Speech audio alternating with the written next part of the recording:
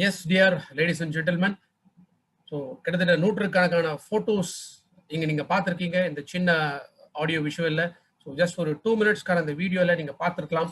So அந்த photos பார்க்கும்போதே என்ன மாதிரியான ஒரு வாழ்க்கை மாற்றம் இன்னைக்கு வந்து அவங்க அடைஞ்சிருக்காங்க அப்படிங்கிறத நம்ம புரிஞ்சுக்க முடியும். So very great. ஸோ அதிக நேரம் நான் எடுத்துக்கல, பிகாஸ் அவங்களுடைய இந்த வாழ்க்கை வெற்றி பயணத்தில் அவங்க என்னென்ன சாதிச்சாங்க, எப்படி சாதிச்சாங்க, என்ன மாதிரி விஷயங்கள் அவங்களுக்கு தூண்டுதலாக இருக்குங்கிறதா நம்ம தெரிஞ்சுக்க போகிறோம். So join me to welcome, in fact, பெண்கள்ல சவுத் இந்தியால first luxury car Mercedes Benz achieve பண்ணதும் இவங்க தான். ஸோ அந்த வெற்றி அவங்க அடைஞ்சிருக்காங்க. So join me to welcome double crown director Mrs Victoria Michael to start the session. We welcome you, madam. Wishing you all the success. Thank you, sir. Thank you.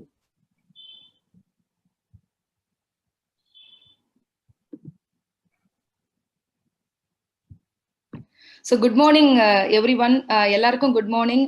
இந்த digital எம்டிஎம்ல உங்களை எல்லாரையும் சந்திக்கிறதுல எனக்கு ரொம்ப ரொம்ப ஹாப்பி, ரொம்ப ரொம்ப மகிழ்ச்சி. இன்னைக்கு வந்து பாத்தீங்கன்னா என்ன சொல்றது, நான் உங்களுக்கு வந்து ஒரு மோட்டிவேஷன் கொடுக்கறதுக்காக இங்க வரல, அதே மாதிரி ஒரு ட்ரைனிங் கொடுக்கறதுக்காக இங்க நான் வரல. என்னோட ரியல் ஸ்டோரி, என்னோட வாழ்க்கையில என்ன மாதிரியான மாற்றங்களை நான் சந்திச்சேன், இன்னைக்கு நான் எவ்வளவு சக்சஸ்ஃபுல்லா இருக்கேன் அப்படின்னு உங்களோட ஒரு ஃப்ரெண்டா, உங்களோட ஒரு வீட்டுல இருக்கக்கூடிய ஒரு நபரா நான் வந்து பாத்தீங்கன்னா இன்னைக்கு நான் என்னோட ஸ்டோரியை நான் உங்களுக்கு ஷேர் பண்ண போறேன். சோ நான் ஸ்டார்ட் பண்றேன்.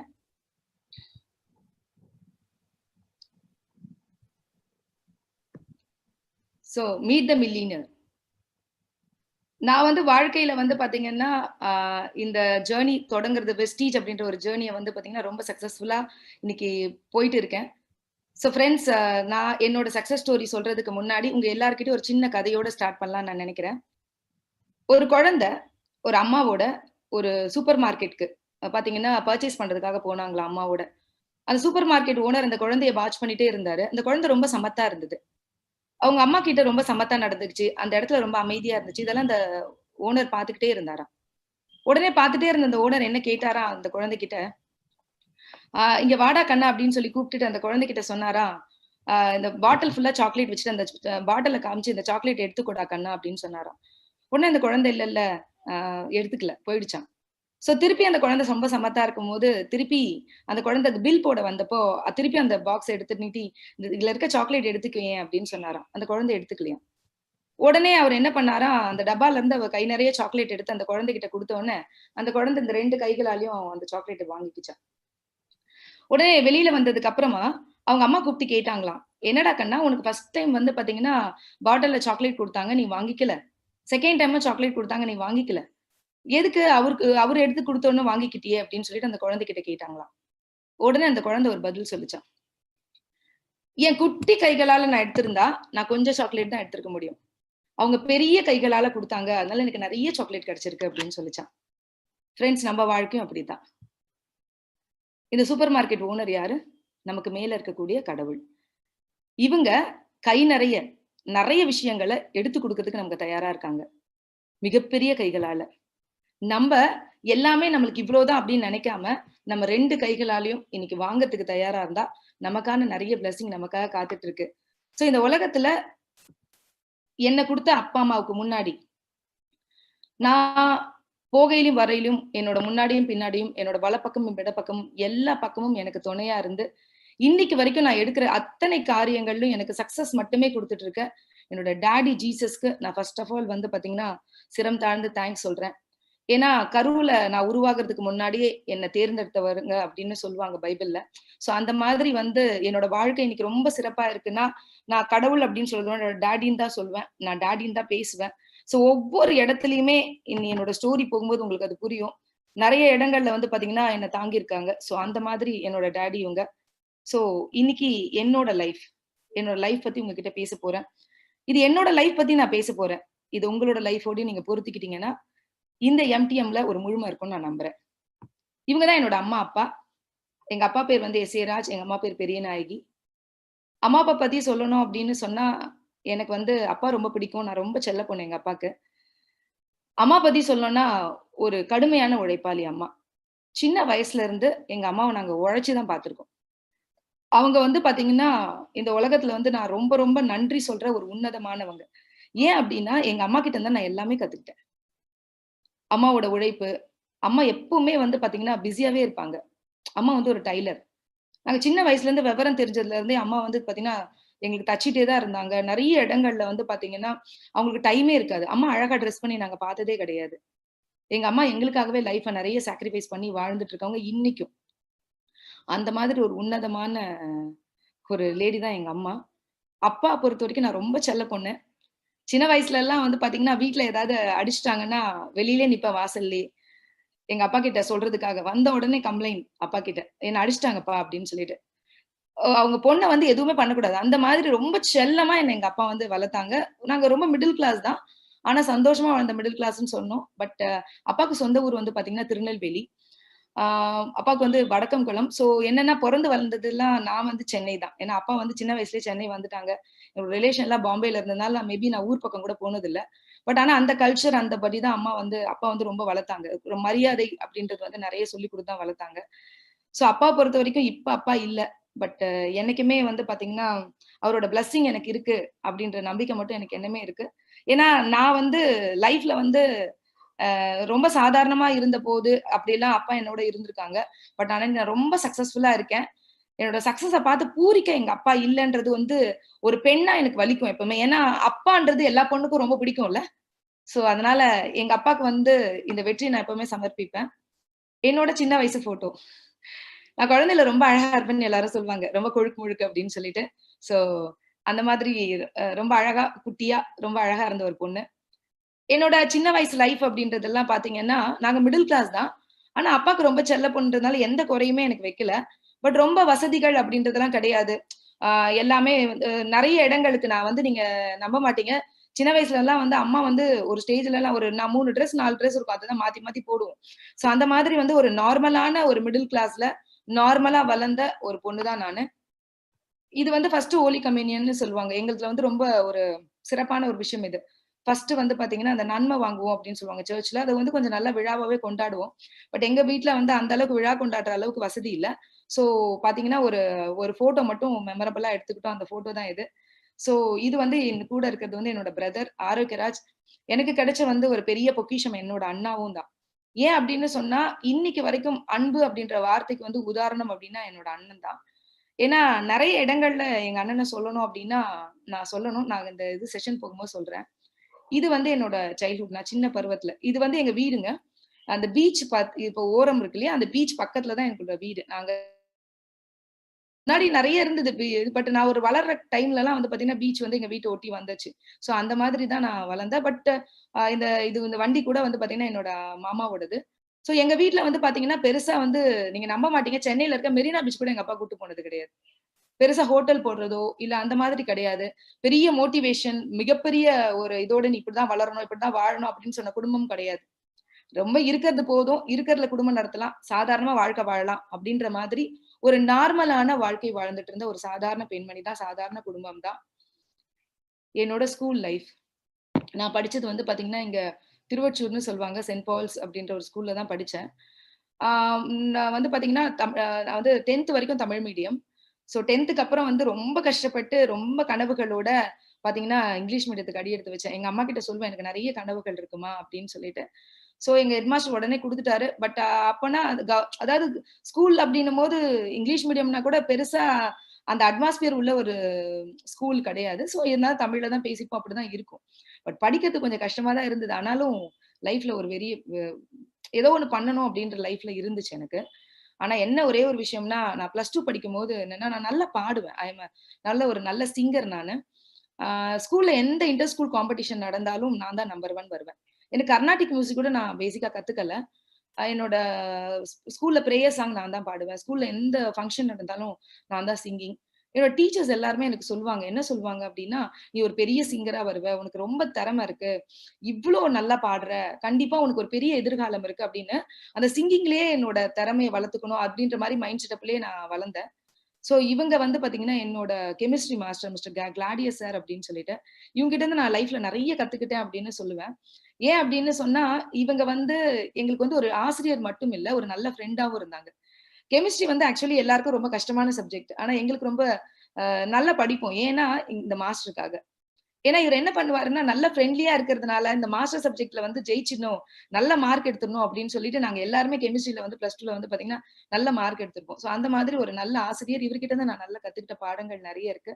சோ இன்னும் நெறைய ஆசிரியர்கள் எனக்கு வந்து பாத்தீங்கன்னா, சிங்கிங்காக என்னோட மோட்டிவேஷன், என்னோட ட்ரீம்ஸ் இத வந்து எனக்கு குடுத்துட்டு இருந்தாங்க. இது நான் ஒரு சயன்ஸ் ப்ராஜெக்ட் பண்ணப்போ எடுத்தது. நானே கையில பண்ண ப்ராஜெக்ட் இது. சோ அந்த மாதிரி நெறைய கனவுகள் இருந்துச்சு. பிளஸ் 2 முடிச்சோன நம்ம பாத்தீங்கன்னா, நல்லா படிப்போம், நல்ல ஒரு காலேஜ் போவோம். சோ பெருசா நம்ம வந்து பாத்தீங்கன்னா, லைஃப வந்து பெருசா பண்ண போறோம். அப்படின்ற மாரி நெறைய கனவுகளோட தான் நான் பிளஸ் 2 வந்து கஷ்டப்பட்டு படிச்சேன். பட் அந்த எக்ஸாம் டைம் வரும்போதே வீட்ல பெண் பார்க்கும் படலம் அப்படின்னு சொல்லணும். ஆ இது ஏன் அப்டின்னா, அப்பாக்கு வந்து உடம்பு சரியில்லாம இருந்தாங்க. அப்பாக்கு வந்து கொஞ்சம் ஃபிட்ஸ் மாரி வரும். சோ அதனால அம்மாக்கு என்னன்னா, சீக்கிரமா மேரேஜ் பண்ணணும் அப்டின்ற மாரி ஒரு தாட்குள்ள போயிட்டாங்க. நான் வீட்ல வந்து நான் காலேஜ்க்கெல்லாம் போய் அட்மிஷன் போட்டிருந்தேன். நெறைய பண்ணியிருந்தேன். பட் ஆனா வீட்ல வந்து அப்ப எக்ஸாம் எழுதுற டைம்லயே எக்ஸாம் கூட என்னால வந்து அந்த ஒரு மோட்டிவேஷனோட எழுத முடியல. ஏன்னா கண்டிப்பா வீட்ல மேரேஜ் பண்ண போறாங்க அப்டின்ற ஒரு ஃபீல் வந்துருச்சு. சோ என்னன்னா, சரி வேற வழி இல்ல. சரி அப்பா வந்து அ உடம்பு சரியில்லாம இருக்காங்க. அம்மா என்ன சொல்றாங்கன்னா, எங்க என்ன திருமணம் பண்ண போறவர் வந்து என்னோட வீட்ல வந்து பொண்ணு கேட்டாரு. இந்த பொண்ணு வந்து எனக்கு கல்யாணம் பண்ணி குடுங்க அப்படின்னு கேட்டாரு. சோ வந்து பாத்தீங்கன்னா, அம்மா வந்து எல்லாம் விசாரிச்சு நல்ல பையன் கிடைச்சிருக்காம்மா. சோ அதனால மேரேஜ் பண்ணிக்கோன்னு என்ன நெறைய கன்வின்ஸ் பண்ணாங்க. பட் எனக்கு வந்து பாத்தீங்கன்னா, அந்த அந்த அந்த டேஸ் எல்லாம் வந்து பாத்தீங்கன்னா மறக்கவே முடியாது. ரொம்ப கனவுகள் நெறைய இருந்தது. எல்லாமே அப்படியே நம்மள தாண்டி சிதைஞ்சு போற மாரி ஒரு ஃபீல் இருந்துச்சு. ஏன்னா, என்னோட டீச்சர்ஸ் யாருக்குமே நான் மேரேஜ் பண்ணிக்க போறேன்னு கூட தெரியாது. ஏன்னா தெரிஞ்சா ரொம்ப வருத்தப்படுவாங்க. ஏன்னா பிகாஸ் அவங்களுக்கு என் மேல நெறைய கனவுகள் இருந்தது. ஸோ அந்த கனவுகள் என்ன சொல்றது? என்கேஜ்மென்ட். கரெக்ட்டா மார்ச்ல எக்ஸாம் எழுதுனேன். மே மாசம் எனக்கு என்கேஜ்மென்ட். இந்த என்கேஜ்மென்ட் எடுத்த உடனே அடுத்த நாள் எடுத்த ஃபோட்டோ. வெளி உலகம் பெருசா தெரியாது. அப்பாவும் வெளி உலகம் எதுவுமே காமிச்சது கிடையாது.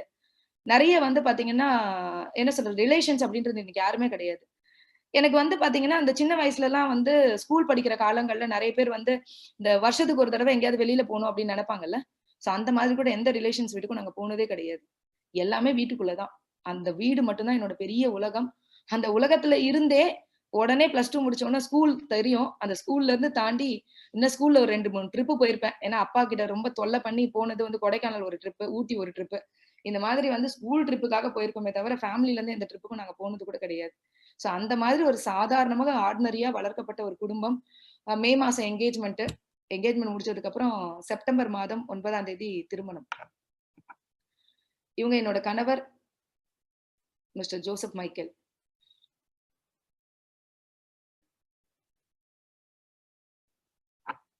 சோ திருமணத்த பத்தி சொல்லணும் அப்படின்னு சொன்னா, எங்க மாமியார் வீடு வந்து பெரிய ஃபேமிலி. ஒரு 13 பேரு வீட்ல. நான் வந்து ரொம்ப செல்லமா வளர்ந்த பொண்ணு. எங்க வீட்ல மிடில் கிளாஸ் தான். ஆனா வந்து பாத்தீங்கன்னா, கஷ்டம்லாம் அந்த அளவுக்கெல்லாம் ஒண்ணும் பெருசா தெரியாது. ஆ இருக்கும். அது ஒரு ஆடம்பரமான வாழ்க்கை எதுவும் கிடையாது. ஆனா வந்து அ அத்தியாவசியமான விஷயங்களுக்கு எதுக்கும் நாங்க கஷ்டப்பட்டதில்ல. அந்த அளவுக்கு தான் அம்மாவோட திறமை. ஏன்னா அப்பா வந்து பாத்தீங்கன்னா, ஒரு கம்பெனில சாதாரணமா ஒரு கூலி தொழிலாளி தான். அம்மா வந்து அம்மாவோட திறமையில தான். அம்மா வந்து பாத்தீங்கன்னா, வீட்லயே சீட்டு பிடிப்பாங்க. ஏதோ ஒண்ணு பண்ணிக்கிட்டே இருப்பாங்க. அம்மாவோட திறமை தான் நாங்க வந்து இந்த அளவுக்கு இருக்கிறதுக்கு காரணம். சோ அந்த மாரி இருந்ததால அம்மா வந்து கொஞ்சம் நிறைவா அப்படி கல்யாணம் பண்ணாங்க. கல்யாணத்து அன்னைக்கு கூட நீங்க பாத்தீங்கன்னா, காலையில கம்ப்யூட்டர் கிளாஸ் போயிட்டு வந்திருப்பேன் நானு. அந்த மாதிரி வந்து பாத்தீங்கன்னா, கல்யாணம்னா ஒரு பெரிய ஒரு எக்ஸைட்மென்ட்டோ அந்த மாதிரி எதுவுமே இல்ல. நான் வந்து என் கல்யாணத்துக்கு ஐப்ரோ கூட பண்ணியிருக்க மாட்டேன் ஆக்சுவலி. வந்து பாத்தீங்கன்னா, ஒரு பெரிய எக்ஸைட்மென்ட் இல்ல. இந்த கல்யாணத்துக்காக இந்த அலங்காரம் பண்ணணுன்றதுக்காக அந்த சின்ன ஹேர் ஸ்டைல் அதெல்லாம் பண்ணி எனக்கு பண்ணியிருந்தாங்க. எதுவுமே பெருசா தெரியாம திருமணம். அந்த திருமணம் முடிஞ்சு பாத்தீங்கன்னா, என்னோட உலகம் எல்லாமே இப்படிதான் ஆயிடுச்சு. 19 வயசுல ஒரு குழந்தைக்கு அம்மா. அகைன் வந்து பாத்தீங்கன்னா, 22 வயசுல இன்னொரு குழந்தைக்கு அம்மா. அப்படியே லைஃப் என்ன இருக்கும்னா, டிவி, நான் சிங்கிங் இதுல நெறைய இருப்பேன். நான் பாட்டு பாடிட்டே இருப்பேன். எனக்கு கிடைச்ச மதர் இன் லா ரொம்ப தங்கமானவங்க. வீட்ல வந்து சத்தமா பாடுனா கூட எதுவும் கேட்க மாட்டாங்கன்னு வச்சுக்கோங்களேன். சோ அந்த மாதிரி என்னோட உலகம் எல்லாம் எப்படி இருந்துச்சுன்னா, டிவி, சீரியல், அதுக்கப்புறமா பசங்க, வீட்ல இன்னைக்கு என்ன சமைக்கலாம்? ஹஸ்பண்டுக்கு என்ன குடுக்கலாம்? அது இல்லாம வந்து பார்த்தீங்கன்னா, அம்மா கூட இருந்ததுனால, அந்த சின்ன சின்னதா கொஞ்சம் பிசினஸ் ஏதாவது பண்ணணுன்றதால வீட்ல சின்ன சின்னதா சாரி பிசினஸ். அதுக்கப்புறம் என்ன நான் அலங்காரம் பண்ணிக்கிறதுக்காக நான் வந்து பார்த்தீங்கன்னா, நெறைய வந்து என்னோட சாரிய நான் வொர்க் பண்ணிக்கிறது. அந்த மாதிரியான ஒரு சின்ன உலகத்துக்குள்ளேயே என்னோட உண்மையா வாழ்க்கை போயிடுச்சு அப்படின்னு சொல்லணும். அந்த உலகத்துக்குள்ளேயே இந்த டிவி, பசங்க அப்படின்ற மாரி ஒரு உலகம் இருக்கும். ஆனா என்னோட கணவர திருமணம் பண்ணதுக்கு அப்புறம் நான் ரொம்ப விஷயம் என்னன்னா, ஃபர்ஸ்ட்டு ஹோட்டல் அவரோட போனது, ஃபர்ஸ்ட்டு பீச் அவர் கூட்டு போனது. எவ்ரி 1 இயர் வந்து பார்த்தீங்கன்னா, கண்டிப்பா 2 ட்ரிப் கூட்டு போயிடுவாரு. ஏதோ ஊட்டியோ, கொடைக்கானலோ, இல்ல ஏதோ ஒரு மூணாறோ, ஏதோ ஒரு இடத்துக்கு வந்து நாங்க வந்து ட்ரிப் போயிடுவோம். சோ என்னன்னா, வீட்ல வந்து பார்த்தீங்கன்னா, அந்த அட்மாஸ்பியரே இல்லாம வளர்ந்து, என்ன வந்து ரொம்ப நேசிச்ச ஒரு அற்புதமான மனிதர் என்னோட கணவர். என்ன விஷயம்னா, வீட்ல வந்து பெரிய ஃபேமிலி. அந்த பெரிய ஃபேமிலில வந்து பாத்தீங்கன்னா, என்ன உண்மையிலே எல்லாருமே ரொம்ப நல்லா பாத்துக்கிட்டாங்க. எனக்கு எந்த வேலையுமே செய்ய தெரியாதுங்க. பாத்தீங்கன்னா, வீட்ல வந்து துணி துவைக்க தெரியாது. பாத்திரம் இது பண்ண தெரியாது. எனக்கு கல்யாணம் பண்ணும்போதே சொல்லிட்டாங்க அம்மா. பட் என் ஹஸ்பண்ட் வந்து அவளுக்கு ஒண்ணுமே தெரிய வேண்டாம். அவள கல்யாணம் பண்ணி குடுத்தா போதும் அப்டின்னு தான் கல்யாணம் பண்ணி கூட்டு வந்தாங்க. சோ வீட்ல வந்து என் கூட இருந்த கூடியவங்க நெறைய பொறுப்புகள் இருந்தது. ஏன்னா எனக்கு மேல வந்து என் ஹஸ்பண்டுக்கு மேல 2 அக்கா இருந்தாங்க. சோ அவங்களுக்கு மேரேஜ் பண்ண வேண்டியது இருந்தது. வீட்ல வந்து பாத்தீங்கன்னா, நெறைய பொறுப்புகள். என் கணவர் தான் வீட்லயே வந்து நான் அதிகமா சம்பாதிக்கிறவங்க. சோ வந்து பாத்தீங்கன்னா, அப்ப அவங்களுக்கு வந்து பொறுப்புகள் அதிகம். சோ அப்ப என்னன்னா, நானும் அந்த பொறுப்புகளுக்குள்ள தள்ளப்பட்டேன். சோ வீட்ல இருக்கவங்க எல்லாருக்கும் நெறைய விஷயங்கள் செய்யணும் அப்டின்றது. சோ கஷ்டம் அப்டின்றது வந்து கல்யாணத்துக்கு அப்புறம் எனக்கு தெரியவே தெரியாது. அந்த அளவுக்கு தான் என்னோட ஹஸ்பண்ட் வந்து என்ன பாத்துக்கிட்டாங்க. ஆனா வீட்ல சுத்தி இருக்கவங்க எல்லாம் கஷ்டப்படும்போது, அவங்களுக்கு என்ன செய்யலாம்? அவங்களுக்கு என்ன பண்ணலாம்? அப்டின்ற மாதிரி எங்களுக்கு வரும்போது, இவங்க தான் வீட்டுக்கு வந்து ஆக்சுவலி எங்க ஹஸ்பண்ட் வந்து 11வது பையன் எங்க வீட்டுக்கு. ஆனா முதல் பையன் மாதிரி எல்லா பொறுப்புகளுமே பாத்தீங்கன்னா, அவங்களோட தான் இருந்தது. ஆனா என்ன ஒரு கெத்து தெரியுங்களா விக்டோரியாக்கு? மைக்கேலோட வைஃப் அப்படின்னு சொல்றது. ஏன்னா வீட்ல எல்லாருக்கும் சமைக்கும்போது மைக்கேலுக்கு ஸ்பெஷலா இருக்கும். சோ விக்டோரியாக்கும் ஸ்பெஷல் அப்ப. அப்ப எல்லாத்துலயுமே விக்டோரியா அப்படின்னு சொன்னா யாருமே எதுவுமே சொல்ல மாட்டாங்க. ஏன்னா மைக்கேலோட வைஃப் அப்படின்றதுனால. சோ அந்த ஒரு கர்வம், அந்த ஒரு இதே ஒரு உலகம். இந்த உலகத்துக்குள்ள தான் என்னோட சின்ன சின்ன வாழ்க்கை இப்படியே எனக்கு போயிட்டு இருந்துச்சு. அந்த மாரி வாழ்க்கை போயிட்டு இருந்தபோது தான் என்னோட பெரிய பையன் வந்து பாத்தீங்கன்னா பாத்தீங்கன்னா நல்லா கீபோர்ட்லாம் பண்ணுவான். சோ அதுக்கப்புறம் சின்ன பையன் வந்து நல்லா சிங் பண்ணுவான். பாடுவான். சோ அவன் வந்து ஒரு எல்கேஜி படிக்கும்போதே வந்து பாத்தீங்கன்னா, நல்லா பாடுவான். சோ அவன வந்து பாத்தீங்கன்னா, பாடுறதுக்காக வந்து மியூசிக் கிளாஸ்க்காக கொண்டு போக ஆரம்பிச்சேன். சோ அந்த மியூசிக் கிளாஸ்க்கு கொண்டு போகும்போது, ஒரு ஜீவா மாஸ்டர்ன்னு ஒருத்தர் இருப்பாரு. அவரு வந்து பாத்தீங்கன்னா, இவனுக்கு சொல்லிக் குடுக்கும்போது நான் கூடவே உட்காருவேன். எனக்கு என்ன பாட்டுல ரொம்ப அதிகமா ஆர்வம் இருந்தனால, அது திரும்பி தூண்டப்பட்டுச்சு எனக்கு. சோ அவனோடயே உட்காருவேன். உட்காரும்போது, அவன் பாடும்போதெல்லாம் அவனுக்கு எங்கேயாவது தப்பு இருந்தா நான் சொல்லிக் குடுப்பேன். அதெல்லாம் நான் கத்துப்பேன் அவர்கிட்ட கூட உட்கார்ந்து. அப்ப நான் பாடுறத கேட்டு அவரு என்ன சொன்னாருன்னா, ஒரு ஸ்டேஜ்ல, "அ என்னம்மா இவ்ளோ நல்லா பாடுற? 8 கட்டையில பாடுவேன்னு" சொல்லுவாங்க. அந்த அளவுக்கு நல்லா பாடுவேன் நானு. கேள்வி ஞானம் தான். எனக்கு எதுவுமே ப்ரொஃபஷனலா தெரியாது. ஒரு கேள்வி ஞானத்துல தான் நான் வந்து இத பண்ணிட்டு இருந்தேன். சோ அப்ப அது எனக்கு என்ன புரிஞ்சுதுன்னா, ஓகே. அப்புறம் அவரு சொல்லிட்டே இருப்பாரு. சொல்லவும் ரொம்ப சந்தோஷமா இருக்கும். அப்ப அவரு என்ன சொல்றாரு, "நீ ப்ரொஃபஷனலா கத்துக்கோ. நான் உனக்கு கத்து தரேன்" அப்படின்னு சொல்லிட்டு, ஒரு 300 பாடல்கள் வந்து பாத்தீங்கன்னா, நான் வந்து ப்ரொஃபஷனலா கத்துக்கிட்டேன். சோ அதுக்கப்புறமா வந்து வெளிலலாம் போயிட்டு பாடல. ஆனா எனக்கு ரொம்ப ஆர்வம் இருந்ததுனால சிங்கிங்ல நல்லா கத்துக்கிட்டேன். அதுக்கப்புறம் எப்பயாவது ஒரு மேரேஜ் அந்த மாதிரி ஏதாவது முக்கியமான விழாக்களுக்கு கூப்பிடுவாரு. நான் ரொம்ப ரொம்ப பர்மிஷன் வாங்கிட்டு வீட்ல போயிட்டு பாடுவேன். ரொம்ப அட்மையர் ஆவாங்க. இதெல்லாம் கேட்கும்போது எனக்கு ரொம்ப சந்தோஷமா இருக்கும். சோ அந்த மாரி டைம்ல தான் இந்த டிவி சேனல்ஸ்லலாம் வந்து பாத்தீங்கன்னா, இந்த சிங்கிங் இதெல்லாம் வந்த டைம் அப்ப. அப்பல்லாம் எனக்கு என்ன தோணும்னா, அப்ப நம்ம கூட பெரிய சிங்கர் ஆயிடுவோம். எனக்கு கனவெல்லாம் பயங்கரமா இருக்குங்க, சின்ன வயசுலயே. பயங்கரமா பெருசு பெருசா பெரிய சிங்கர் ஆயிடுவோம். நம்மளுக்கு சுத்தி இவ்வளோ பேர் இருப்பாங்க. இந்த மாதிரி ஒரு அட்மாஸ்பியர்ல நம்ம இருப்போம். அப்படின்னுட்டு நெறைய கனவுகள் மட்டுமே சின்ன வயசுல இருந்து நெறைய கனவுகள் மைண்டுக்குள்ள இருந்துகிட்டே இருக்கும். ஆனா, என் உலகம் குட்டி உலகம். இத தாண்டி நான் வெளியில வரல அப்படின்னு புரியாத ஒரு வாழ்க்கையில நான் வாழ்ந்துட்டு இருந்தேன். இந்த உலகத்துல இருந்து என்னோட ஒரு பெரிய உலகத்துக்கு நான் போக போறேன் அப்படின்னு தெரியாமயே, இந்த உலகத்துக்குள்ள அடியெடுத்து வச்சேன். 28ஆம் தேதி ஆகஸ்ட் 2010 பாத்தீங்கன்னா, இந்த உலகத்துக்குள்ள நான் போனேன். ஆக்சுவலி லாக்டவுன் இல்லையா? நான் வந்து பாத்தீங்கன்னா, ஒரு 2 டேஸ் பேக் வந்து ஒரு பைக் வாங்குனேன். ₹1,00,000. ஸோ Yamahaல வந்து பாத்தீங்கன்னா, ஃபேசினோ. ₹1,00,000 குடுத்து தான் உடனே வாங்குனேன். இன்னைக்கு நான் அந்த வண்டி நம்பர் கூட நான் பாக்கல. ஆக்சுவலி வீட்ல இருந்து தான் கொண்டு வந்தாங்க. ஏன்னா, சும்மா லோக்கல்ல போறதுக்கு கூட எப்பவுமே கஷ்டம். ஏன்னா ரொம்ப நாளா நான் டூ வீலர் ஓட்டவே இல்ல. அதனால. இன்னைக்கு அந்த நம்பர பார்த்தோனே மனசு சந்தோஷமா இருந்துச்சு. ஏன்னா அதோட நம்பர் 2808. என்னோட வெஸ்டீஜோட ஜாயினிங் டேட். என்னோட பர்த்டேவும் 28 தான். வெஸ்டீஜோட ஜாயினிங் டேட்டும் 28 தான். ஸோ 28, 28ன்றது வந்து எனக்கு எப்பவுமே மெமரபிள். அதனால 28 ஆகஸ்ட் 2010 இந்த உலகத்துக்குள்ள அடியெடுத்து வச்சேன். இது இந்த உலகம் என்ன இவ்ளோ பெரிய இடத்துக்குள்ள கொண்டு போகும்னு தெரியாமயே. நான் இந்த இடத்துல ஒரு பெரிய தேங்க்ஸ் சொல்றேன். என்னோட ஸ்பான்சர் ஜெயாக்கு. யார் இந்த ஜெயான்னா என்னோட ரொம்ப ஃப்ரெண்டுங்க. ஆக்சுவலி இவள பத்தி சொல்லணும்னா, அவ வந்து பாத்தீங்கன்னா விடோ இயர். விடோவா இருந்து ஒருத்தர் வந்து அவள மேரேஜ் பண்ணிக்கிட்டாங்க. அப்ப மேரேஜ் பண்ண டைம் அவளுக்கு 2 பொண்ணு இருந்தது. அதோடயே அவங்க மேரேஜ் பண்ணிக்கிட்டாங்க. அப்ப வந்து இந்த பிசினஸ் ஆரம்பிக்கும்போது அவ வந்து பாத்தீங்கன்னா, ஜஸ்ட் வந்து பாத்தீங்கன்னா, அந்த இன்னொரு மேரேஜ் பண்ணல பிரெக்னன்ட்டா இருந்தா. அப்ப வந்து அவ என்கிட்ட கேட்டுக்கிட்டது ஒரே ஒரு விஷயம் தான். எனக்கு நெட்வொர்க் மார்க்கெட்டிங்கே வேண்டாம் அப்படின்ற மாரியான தாட் ப்ராசஸ்ல இருந்த ஃபேமிலி. ஏன்னா ஏற்கனவே என்னோட ஹஸ்பண்ட் வந்து ஒரு நெட்வொர்க் மார்க்கெட்டிங்ல வந்து பாத்தீங்கன்னா, இந்த ஒரு கோல்டு காயின் பிசினஸ்ல ஜாயின் பண்ணி நெறைய லாஸ் ஆயிருந்தோம். சோ அதனால வந்து பாத்தீங்கன்னா, நெட்வொர்க் மார்க்கெட்டிங் அப்டின்னாலே வீட்டுக்குள்ள யாரையும் சேர்க்கக்கூடாது, யாரும் வரக்கூடாது அப்டின்ற மாரி ரொம்ப ரெஸ்ட்ரிக்டட் இருந்தது. சோ அப்ப வந்து இந்த ஜெயா வந்து எனக்கு இந்த பிசினஸ் சொல்லும்போது, நான் ஒரே ஒரு வார்த்த தான் சொன்னேன். "ஜெயா, நான் பிசினஸ்லாம் பண்ணல. உனக்காக வேணா நான் ப்ராடக்ட்ஸ் வாங்கிக்கிறேன் அப்படின்னு சொன்னேன். உடனே அவ சொன்னா, இல்ல விக்டோரியா, நீ வந்து எனக்காக ப்ராடக்ட்ஸ் வாங்கிக்கோ, பரவாயில்ல, எனக்கு 2 பொம்பளை பிள்ளைங்க இருக்கு. சோ அவங்களுக்காக நீ ஏதோ செய்யணும்னு நினைச்சு நீ ஜஸ்ட் ஜாயின் மட்டும் பண்ணு, உன்னோட ஃப்ரெண்ட்ஸுக்கு மட்டும் சொல்லு. நான் வந்து பாத்தீங்கன்னா உன்னை பிசினஸ் பண்ண சொல்லி கண்டிப்பா நான் வந்து புஷ் பண்ண மாட்டேன். சோ அவ்வளவு கண்டிஷனோட நான் பாத்தீங்கன்னா எனக்கு இந்த பிசினஸ் கொடுத்தா. நான் நிறைய பேர் நம்ம நினைக்கிறது என்ன தெரியுமாங்க, we are a giver not a beggar. அவளுக்கு நான் தான் 1000 ரூபாய் கொடுத்தேன்னு நினைச்சேன். அவதாங்க எனக்கு கொடுத்திருக்கா. இங்க எல்லாருமே குடுக்கதான் வந்திருக்கோம். முதல்ல அந்த கௌரவத்தோட இந்த பிசினஸ் பண்ணுங்க எல்லாருமே. ஜெயா எனக்கு இந்த பிசினஸ் குடுத்திருக்கா. அதனாலதான் ஒவ்வொரு நாளும் அவளுக்கு நான் தேங்க்ஸ் சொல்றேன். ஒருவேளை அவ மட்டும் வராம இருந்திருந்தா இந்த பிசினஸ்ல நான் வந்திருக்க வாய்ப்பே கிடையாது. கடவுளோட தூதுவர் அப்படின்னு சொல்லுவாங்கல்ல, அந்த மாதிரி என் வாழ்க்கையில வந்த ஒரு தூதுவல் தான் இந்த ஜெயா. இவங்கதான் 4 பேரும் தான் என்னோட great appliances. Mister Mohandas sir ஃபர்ஸ்ட்ல இருக்கவங்க, செகண்ட் இருக்கவங்க மிஸ்டர் அருணாச்சலம் சார், 3வது இருக்கவங்க மிஸ்டர் MHLK லட்சுமிகுமரன் சார், 4வது இருக்கவங்க மிஸ்டர் சாய் கண்ணா சார். இந்த பிசினஸ் எடுக்கும் போது வந்து பாத்தீங்கன்னா முதல்ல லட்சுமிகுமரன் சாரோட பிரசன்டேஷன்ல தான் போய் உட்கார்ந்தேன். எல்லாம் கேட்டேன். அவர் என்ன பேசினாரு என் காது கேட்கவே இல்லை. எல்லாம் கேட்டு ஓகே ஜெயாக்காக ஒரு 1000 ரூபாய் கொடுப்போம் அப்படின்னு கொடுத்துட்டு வந்தாச்சு. கொடுத்துட்டு வந்துட்டேன். கொடுத்துட்டு வந்ததுக்கு அப்புறமா என்னன்னா, அவ ப்ராடக்ட்ஸ் எல்லாம் வாங்கிட்டு வந்து கொடுத்தா நிறைய. இந்த ப்ராடக்ட்ஸ்ல பாத்தீங்கன்னா ஒரு டீ பாக்கெட் இருந்துச்சு. நான் இந்த இடத்துல இதை சொல்லியே ஆகணும். இந்த டீ பாக்கெட்டை பார்த்த உடனே இதுக்கு முன்னாடி ஒரு ஃப்ரெண்டு வந்து இந்த டீ பாக்கெட்டை எனக்கு ஒரு 6 மாசமா கொடுத்துக்கிட்டு இருக்கா. டீ நல்லா இருக்கு, நாங்களும் குடிச்சிட்டு இருக்கோம். அந்த ஜெயா வந்து கொண்டு வந்து கொடுத்தோன்னு அந்த பாக்கெட் எல்லாம் பார்த்தோன்னு நான் கேட்கிறேன், இந்த டீ பாக்கெட் நான் ஆல்ரெடி யூஸ் பண்ணிட்டு இருக்கேன், ரொம்ப நல்லா இருக்கும் அப்படின்னு உடனே அந்த ஃப்ரெண்டுக்கு நான் ஃபோன் பண்ணி கேட்கிறேன், இந்த மாதிரி டீ பாக்கெட் வந்து நீ கொடுத்தியே, அந்த ஒரு ஃப்ரெண்டு வந்து ஒரு பிசினஸ்ல என்ன ஜாயின் பண்ண சொன்னா, அதுல அந்த டீ பாக்கெட் வந்து நீ ஜாயின் பண்ணிட்டியா அப்படின்னு கேட்டா. ஃப்ரெண்ட்ஸ், நிறைய பேரு இந்த பிசினஸ் இப்படிதான் பண்ணிட்டு இருக்கோம். நம்ம கிடைக்கிற 10 ரூபாய் 20 ரூபாய் இதுக்காக இந்த பிசினஸ் வந்து பாத்தீங்கன்னா நிறைய பேருக்கு வந்து பாத்தீங்கன்னா சொல்லிட்டு இருக்கோம் sales. I am not a sales woman, I am a business woman எப்பவுமே சொல்வேன். இங்க வந்திருக்க எல்லாருமே இதை புரிஞ்சுக்கங்க. நீங்க பிசினஸ் மேன், பிசினஸ் உமன். நீங்க ஒருத்தர்கிட்ட கிடைக்கிற 10 ரூபாய் 20 ரூபாய்க்காக இந்த பிசினஸ் பண்ணாதீங்க. ஒரு 100 கோடி ரூபாய் பிசினஸ்ல போடுறவரு நாளைக்கு என்னன்னு தான் யோசிக்கிறாரு. சேல்ஸ்மேன் மட்டும் தான் இன்னைக்கு என்னன்னு யோசிக்கிறோம். நம்ம சேல்ஸ்மேனா இருக்க வேண்டாம். நம்ம பணம் போடாத பிசினஸ் மேன் யோசிங்க. சோ நான் அந்த நேரத்துல ஒரே ஒரு விஷயம் தான் புரிஞ்சுக்கிட்டேன். என்னன்னா, என்ன 10 ரூபாய் 20 ரூபாய்க்கு என் ஃப்ரெண்ட் எடை போட்டுட்டால, அவ்வளவுதான் எனக்கு லாபம் கிடைச்சது.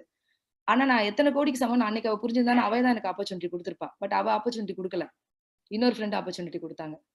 சோ நிறைய நாட்கள் வந்து பாத்தீங்கன்னா ரொம்ப தொல்லை பண்ணி வீட்டுல ஒரு ஹோம் மீட்டிங் வைடி அப்படின்லாம் சொல்லுவா ஜெயா.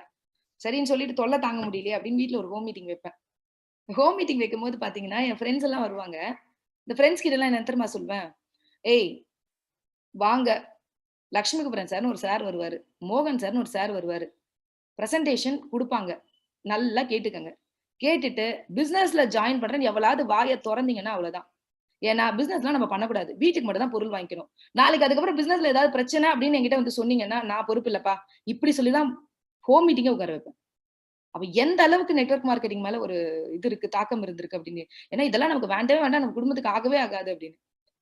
எனக்கு வந்து பாத்தீங்கன்னா லட்சுமிகுமரன் சார் போன் பண்ணி கேட்பாரு, இந்த மாதிரி ஒரு மீட்டிங் இருக்கு, ஒரு ட்ரைனிங் இருக்கு, வாங்கின சார். எங்க குடும்பத்துக்கு இந்த கல்ச்சர் எல்லாம் ஆகாது சார், இந்த மீட்டிங் ட்ரைனிங் இதெல்லாம் பேசவே பேசாதீங்க.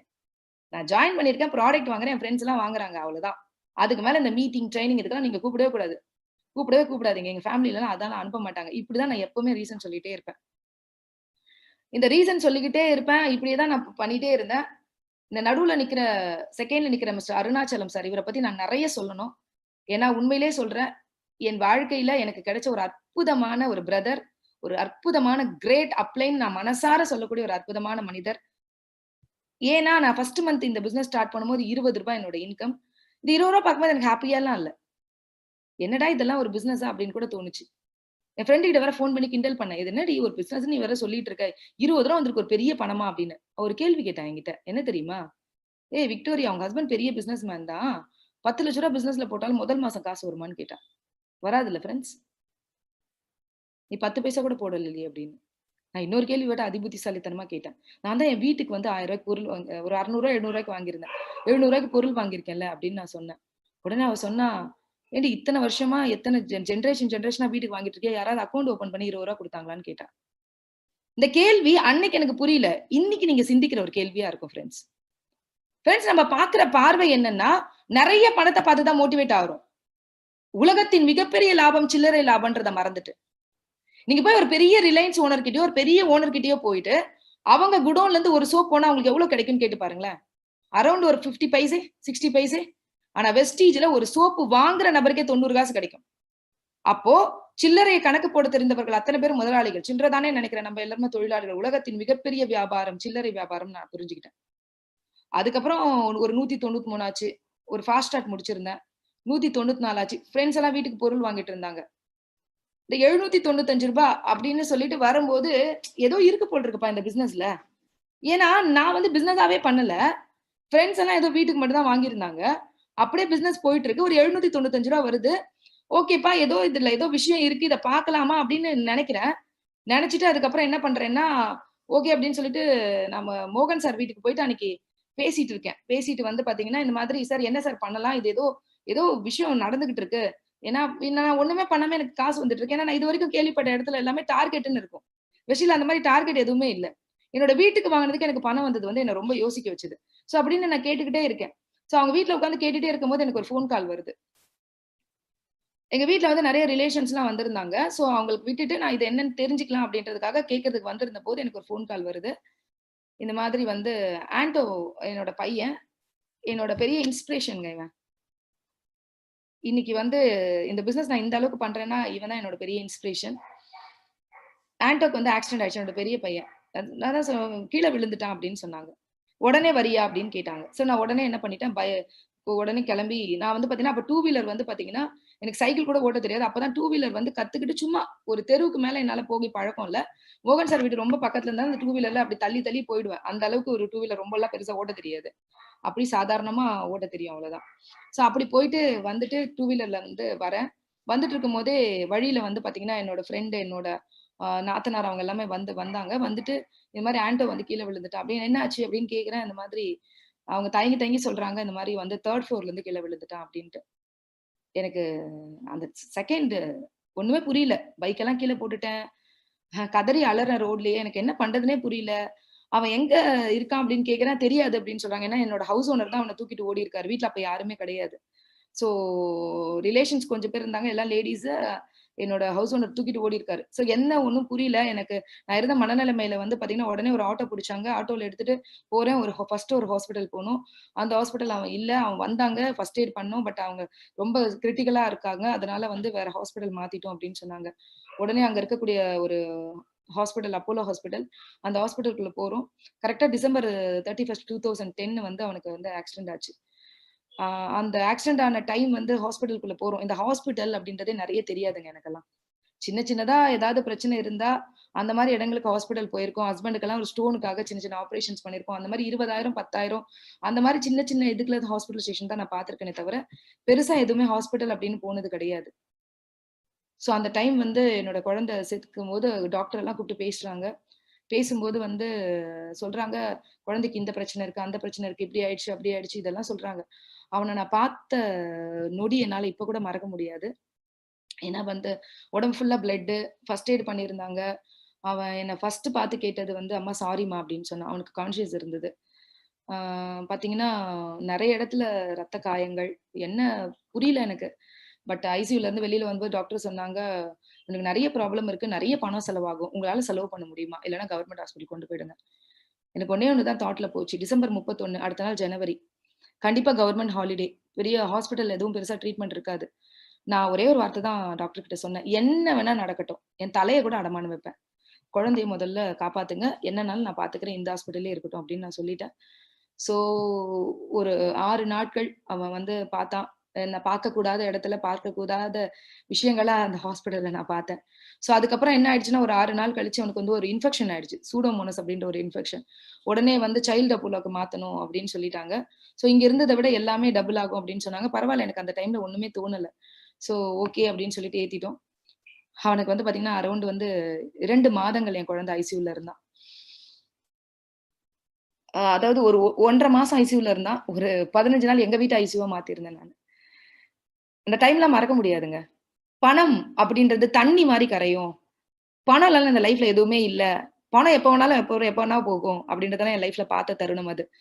ஒரு 10 வருஷத்துக்கு முன்னாடி ரூ. 30,00,000 சாதாரண பணம் இல்லங்க யாருக்கும். தண்ணி மாதிரி செலவாச்சு அவனுக்கு. டெய்லி டாக்டர்ஸ் கூப்ட்டு எங்களுக்கு அட்வைஸ் பண்ணுவாங்க. இந்த மாரி ஆயிட்டான் அவனுக்கு, அந்த மாரி ஆயிடுச்சு.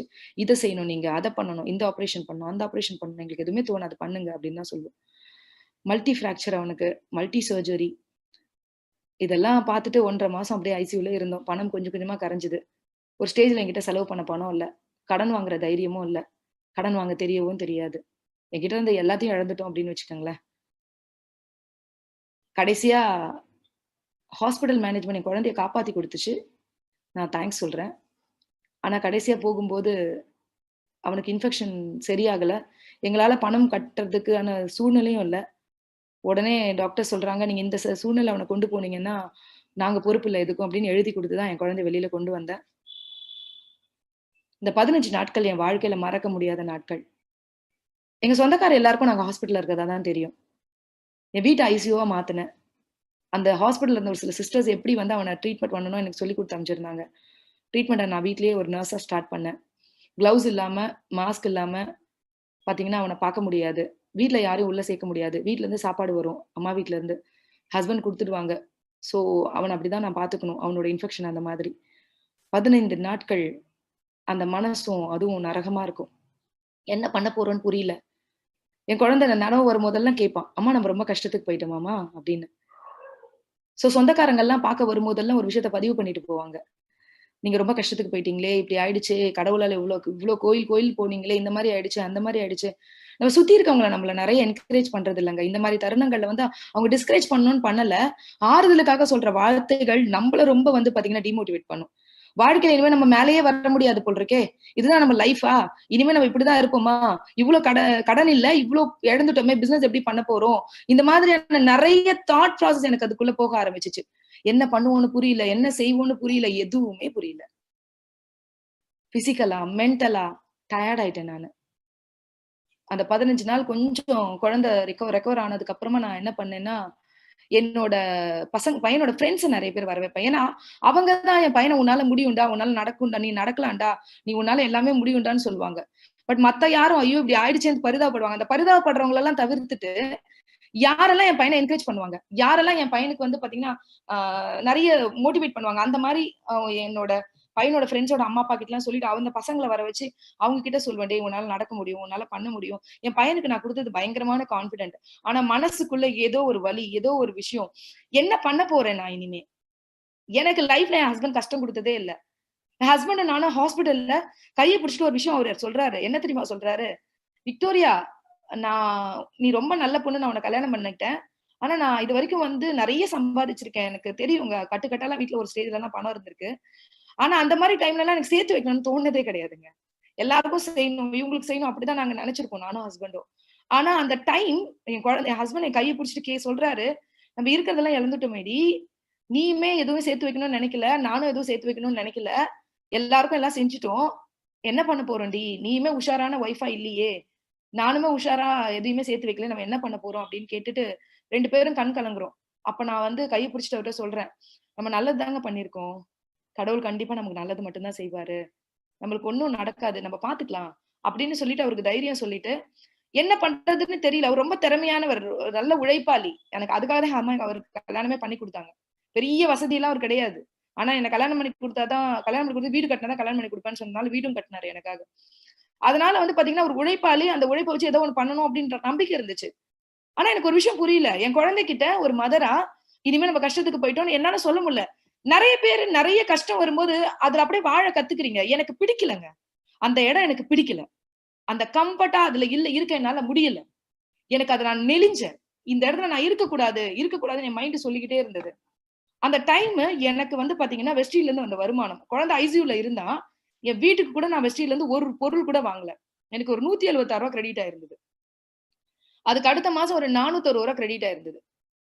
நமக்கு அந்த டைம்லலாம் ஆபீஸ் கூட கிடையாது எங்கேயும். டி நகர்ல ஒரே ஒரு ஆபீஸ் இருக்கும்.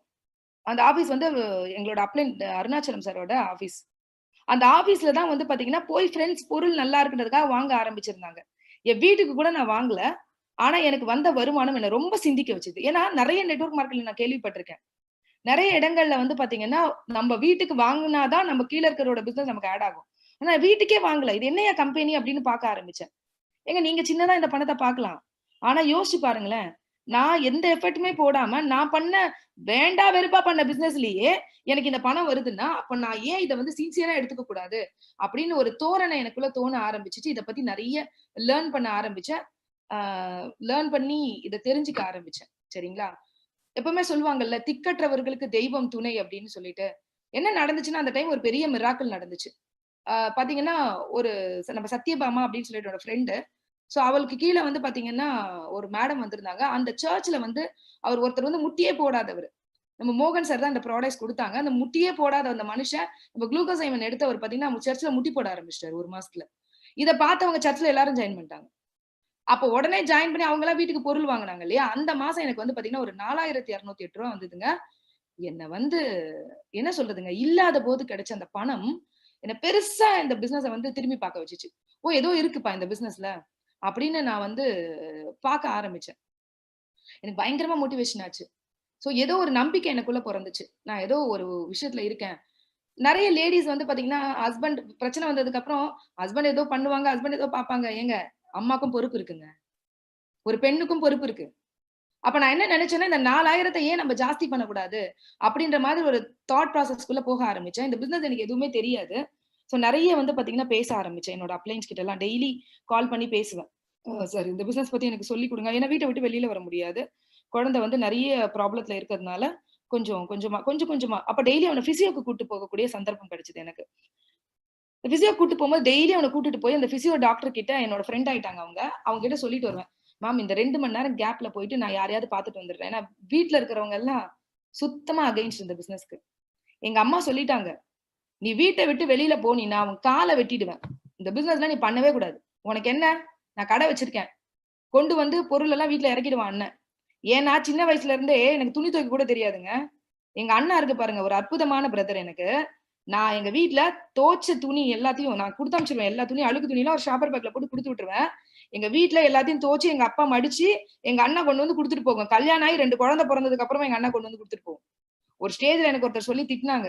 அவனுக்கு கல்யாணம் ஆகி இப்போ 2 குழந்தை ஆயிடுச்சு. இன்னும் நீ அழுக்கு துணி குடுத்து அனுப்பிச்சுட்டு இருக்கன்னு. எனக்கு அதுவரைக்கும் கூட தெரியாது. அந்த மாதிரி வந்து ரொம்ப செல்லமாவே சுத்தி வளர்க்கப்பட்ட ஒரு பொண்ணு நானு. இந்த கம்ஃபர்ட் ஜோன்ல இருந்து போறேன். எங்க அம்மா சொல்றாங்க, "உனக்கு என்னடி தெரியும்? நீ பிளஸ் 2 படிச்ச உடனே உனக்கு கல்யாணம் பண்ணி வச்சுட்டேன். உனக்கு வெளி உலகமே தெரியாது. நீ போய் என்னத்த பிசினஸ் பண்ணுவ? உனக்கு அதெல்லாம் வேண்டாம். கால உடைச்சிடுவேன். கால வெட்டிடுவேன். அதெல்லாம் போக்கூடாது." எங்க ஹஸ்பண்ட்டயும் சொல்ட்டாங்க, "எங்கேயும் அனுப்பாதப்பா. முதல்ல வந்து பாத்தீங்கன்னா, அவள வீட்ல இருக்கட்டும். நான் வந்து என்னென்ன மளிகை சாமானோ அதெல்லாம் குடுக்குறேன். உன் ஹஸ்பண்ட் திறமையானவன். கண்டிப்பா ஏதாவது ஒண்ணு பண்ணி பாத்தீங்கன்னா, பெருசா வந்து கொண்டு வந்துரலாம்." அப்படின்னு எங்க அம்மா சொல்லுவாங்க. என்ன சுத்தி இருக்கவங்க எல்லாரும் வந்து, "இதெல்லாம் வேலைக்கே ஆகாது. இதெல்லாம் நீ ஏன் பண்ற? இதெல்லாம் பண்ணாத. இதெல்லாம் வந்து ஏமாத்து பிசினஸ்." அப்படி இப்படின்னு நெறைய சொல்லுவாங்க. ஆனா என் மைண்ட்ல ஒண்ணே ஒண்ணு தான். அந்த 2 மாசம் வந்த இன்கம். ச்சே நான் ஒண்ணுமே பெருசா பண்ணல. இங்க இன்கம் வந்திருக்கே. அப்படின்றது மட்டும் எனக்கு ரொம்ப யோசனையாவே இருந்தது. சோ, இந்த இன்கம் பார்த்த உடனே கொஞ்சம் மோட்டிவேட் ஆச்சு. ஃபோன்லயே பேச ஆரம்பிச்சேன். இந்த பிசியோ கூட்டு போவோம் இல்லையா? அப்பல்லாம் வந்து கேப் கிடைக்கும் போதெல்லாம், நான் என்ன பண்ணுவேன் அப்டின்னா, என்னோட ஃப்ரெண்ட்ஸ் யார் வீட்டுக்காவது போய் பேசுறது, அந்த மாதிரியான விஷயங்கள்லாம் பண்ணிட்டு இருந்தேன். என்னோட ஸ்கூல்ல அதாவது என் பசங்கள ஸ்கூல்ல கொண்டு போகும்போது லஞ்ச் எல்லாம் குடுப்போம் இல்லையா? அப்ப நெறைய ஃப்ரெண்ட்ஸ் எனக்கு ஒரு 30, 40 ஃப்ரெண்ட்ஸ் இருந்தாங்க. உடனே ஒரு பெரிய நம்பிக்கை. என்ன நம்பிக்கைன்னா, நம்ம ஃப்ரெண்ட்ஸ்க்குலாம் சொன்னா உடனே வந்துருவாங்களே! அப்படின்னு சொல்லிட்டு ஏன்னா என் ஃப்ரெண்ட்ஸ் எப்பவுமே சொல்லுவாங்க. நான் அந்த சாரி பிசினஸ்லாம் பண்ணும்போது, "நீ என்ன பிசினஸ் பண்ணாலும் எங்களையும் கூப்பிடுறி இனிமே" அப்படின்னுவாங்க. அதனால ஃப்ரெண்ட்ஸ்லாம் இப்படி சொல்லியிருக்காங்கல்ல, உடனே எல்லா ஃப்ரெண்ட்ஸையும் நம்ம கூப்பிட்டுறணும் அப்படின்னு சொல்லிட்டு, போய் என்ன பண்ணேன், என் ஃப்ரெண்ட்ஸ் எல்லாத்தையும் ஃபோன் பண்ணி ஒரு நாள் வீட்டுக்கு வாங்கடி அப்படின்னு சொல்லிட்டு, எல்லா ஃப்ரெண்ட்ஸையும் உட்கார வச்சு, நான் இந்த மாரி ஒரு பிசினஸ் எடுத்திருக்கேன்டி. இன்வெஸ்ட்மென்ட்லாம் கிடையாது. சூப்பரா சம்பாதிக்கலாம் அப்படின்லாம் பட கட கட கட கட கட கடன்னு எனக்கு என்னலாம் தெரியுமோ ஒப்பிச்சுட்டேன். எத்தன ஃப்ரெண்ட் ஜாயின் பண்ணியிருப்பாங்கன்னு நீங்க நினைக்கிறீங்க? ஒரு ஃப்ரெண்ட் கூட ஜாயின் பண்ணலங்க. நானா போயி எங்க அண்ணா, கூட பிறந்த அண்ணன், "ஏய் போடுறியா இல்லையா?" கரெக்ட்டுங்களா? சோ அந்த மாதிரி வந்து பார்த்தீங்கன்னா, ஃப்ரெண்ட்ஸ் இவங்கலாம் இருந்தாங்க. அந்த ஃப்ரெண்ட்ஸ் யாருமே வரல. நான் வராததுக்காக கவலைப்படல. இது என்னோட வாழ்க்கை. எனக்கு தான் வலி இருக்கு. ஏன்னா நெறைய இடத்துல நெறைய பேர் சொல்லுவாங்க, ஃப்ரெண்ட்ஸ் ரிலேஷன ஒத்துக்க மாட்டேங்கிறாங்க அப்படின்னு சொல்லிட்டு. நான் இந்த இடத்துல தான் ஒரு கேள்வி கேட்டுப்பேன் எல்லாரையுமே. என்ன தெரியுமா? நம்ம ஃப்ரெண்டோ, ரிலேஷனுக்கோ பிசினஸ் பண்ண மாட்டேன்னு சொல்றதுக்கு எல்லா உரிமையும் இருக்குங்க. ஆனா ஃப்ரெண்டோ, ரிலேட்டிவோ வீட்டுக்கு கூட ஒரு ரூ. 1000 வாங்கிக்க மாட்டேன்னு சொல்றதுல என்னங்க ஃப்ரெண்ட்ஸ், என்னங்க ரிலேட்டிவ்? எனக்கு ஒரு விஷயம் புரிஞ்சுது. என்னோட ஃப்ரெண்ட், ரிலேட்டிவ் யாரு? என்ன நம்பி வந்திருக்காங்களே, இனிமே அவங்க தான் என்னோட ஃப்ரெண்ட். அவங்க தான் என்னோட ரிலேட்டிவ். என்னோட ஒவ்வொரு டவுன்லையும் நான் லவ் பண்ண ஆரம்பிச்சேன். அப்லைன்லாம் அம்மா, அப்பா மாதிரிங்க. டவுன்லைன்லாம் குழந்தை மாதிரி. அம்மா, அப்பாக்கு எப்பவுமே ரெஸ்பெக்ட் குடுக்கணும். குழந்தைங்களுக்கு எப்பவுமே லவ் குடுக்கணும். நான் என்னோட ஒவ்வொரு டவுன்லைனுக்கும் லவ் குடுக்க ஆரம்பிச்சேன். அவங்க தான் என்னோட உலகம். அவங்க தான் என்னோட ஃப்ரெண்ட்ஸ். அவங்க தான் என்னோட ரிலேஷன்னு பார்க்க ஆரம்பிச்சேன். அப்படியே கொஞ்சமா அடுத்த மாசம் வளர்ந்தது ஒரு 6,000 ரூபாய். ஃப்ரெண்ட்ஸ், இந்த தருணங்கள்ல நான் சொல்லியே ஆகணும். கொஞ்சம் குழந்தை ரெக்கவர் ஆயிருந்தா வீட்ல எல்லாம் ஒத்துக்கல. ஹஸ்பண்ட் எப்படியோ பர்மிஷன் வாங்கிட்டேன். எங்க அம்மா கிட்ட போய் ஒரு வாட்டி கைய பிடிச்சு பேசிட்டேன். அம்மா, நான் +2 படிச்ச உடனே கல்யாணம் பண்ணி வச்சுட்டேன். எனக்கு நெறைய கனவுகள் இருந்தது. அந்த கனவுகளுக்கு எதுவுமே நீ சப்போர்ட் பண்ணல. ஆனா அட்லீஸ்ட் நான் வந்து பாத்தீங்கன்னா, இப்போ வந்து நானா ஏதோ ஒரு முயற்சி எடுத்திருக்கேமா, என்ன என்கரேஜ் பண்ணவே வேண்டாமா, நான் தயவு செய்து டிஸ்கரேஜ் பண்ணாதம்மா எங்க அம்மாவுக்கு புரிய வச்சேன். சரி, எங்க அம்மாவும் சரி ஏதோ பண்ணி தொல அப்படின்ட்டாங்க. சோ அதுக்கப்புறம் என்ன பண்ணுவேன்னா, டி நகர்ல தாங்க ஆபீஸ். நெறைய பேர் ரீசன் சொல்லுவாங்கல்ல. இந்த ரீசன் அப்படின்றது என்ன அளவுக்கு யாருக்காவது இருக்குமான்னு கூட எனக்கு தெரியலங்க. குழந்தைக்கு 13 ஆபரேஷன். வீட்ல இருக்கான். ஸ்கூல் போ முடியாது. எந்த யாரும் எனக்கு சமைச்சு குடுக்குறதுக்கோ, எனக்கு ஹெல்ப் பண்றதுக்கோ யாரும் வீட்ல இல்ல. நான் தான் எல்லாத்தையும் பாத்துக்கணும். பினான்சியலா டைட் வீட்ல. எல்லாரும் டிஸ்கரேஜ் பண்றாங்க. ட்ரீட்மெண்ட் பாத்துக்கணும். பிசினஸ் பாத்துக்கணும். எல்லாத்தையும் பாத்துக்கணும். இதுல நான் பிசினஸ் பண்ணணும். நான் வீட்ல இருந்து ப்ராடக்ட் வாங்க போனேன்னா, உண்மையிலேயே சொல்றேன். அதுதான் சொல்றேன்ல அருணாச்சலம் சார். நெறைய தருணங்கள்ல உன்னால முடியும் அப்படின்னு என்ன சொன்னவரு. இப்ப வரைக்கும் நான் நல்லா இருக்கணும்னு எனக்கு ஃபோன் பண்ணி பேசுறவரு. நீ என்னம்மா பண்ணிட்டு இருக்கன்னு இப்ப வரைக்கும் கேட்கிறவரு. ஒரு Flipchart எனக்கு ஒண்ணு குடுத்தாரு. அவர ஃபர்ஸ்ட் டைம் போய் பார்க்கும்போது, "உன் பிசினஸ்க்கு இது ஆதாரமா இருக்கட்டும்டா கண்ணா. நீ வச்சுக்கோ கையில" அப்படின்னு சொல்லி. அதே மாதிரி நான் எங்கெல்லாம் ரொம்ப தடுமாறுறேனோ, அந்த டைம்லலாம் ஒரு அப்ளிகேஷன் ஃபார்ம் எடுத்து கையில குடுப்பாரு. அது கேஷ் எடுத்துட்டு வந்து அப்புறமா மாச கடைசியில குடுத்துருவேன். ஆனா அத கையில எடுத்து குடுத்து அனுப்புவாரு. குடுத்து அனுப்பிச்சு சொல்லுவாரு. "நீ போடாம்மா, நீ போட்டு" ஏன்னா அப்ப அப்ளிகேஷன் இருக்கணும். "போம்மா" அப்படின்னு ஒவ்வொரு இடத்துலயுமே என்ன என்ன என்ன என்ன கண்ண பார்க்கும்போதே நான் ஏதோ பிரச்சனையில இருக்கேன்னு பார்த்து அதுக்கு என்ன செய்யலாம்ன்னு யோசிக்கிற ஒரு அற்புதமான ஒரு அப்ளைன் எனக்கு வந்து அருணாச்சலம் சார். சோ அந்த டைம் வந்து டி நகர்ல ஆபீஸ் இருக்கும். எங்க வீட்ல இருந்து நடந்து வரணுங்க. ஷேர் ஆட்டோ ஏறுவேன். பி ஸ்டேஷன் இறங்குவேன். பி ஸ்டேஷன் ஏறி இறங்கி ட்ரெயின் புடிப்பேன். ட்ரெயின் புடிச்சு கோடம்பாக்கம். கோடம்பாக்கம்ல ஏறி இறங்கி திருப்பி அங்கிருந்து ஆட்டோ புடிப்பேன். ஆட்டோ புடிச்சா டி நகர் ஆபீஸ். அந்த ஆபீஸ்ல போய் நிக்கும்போது, பெண்டிங் அப்படின்னு போட்டு கேஷ கட்டிட்டு எல்லா ப்ராடக்ட்டும் பில்லுல பெண்டிங் அப்படின்னு போட்டு குடுத்து அனுப்புவாங்க. யோசிச்சு பாருங்க ஃபிரெண்ட்ஸ். பேஸ்ட்டுக்கெல்லாம் எல்லாத்தையும் காசு, பிரஷ்ஷுக்கெல்லாம் காசு எல்லாத்தையும் வாங்கிட்டு வந்ததுக்கு அப்புறம் 10 நாள் பெண்டிங் போட்டு குடுத்து அனுப்பிச்சா, அங்க உள்ள வந்தோனே குடுத்தோனே என்ன சொல்லுவாங்க எல்லாரும்? வாழ்த்துவாங்களா? இதெல்லாம் ஒரு பொழப்புன்னு வேற எடுத்துட்டு வந்திருக்கியா?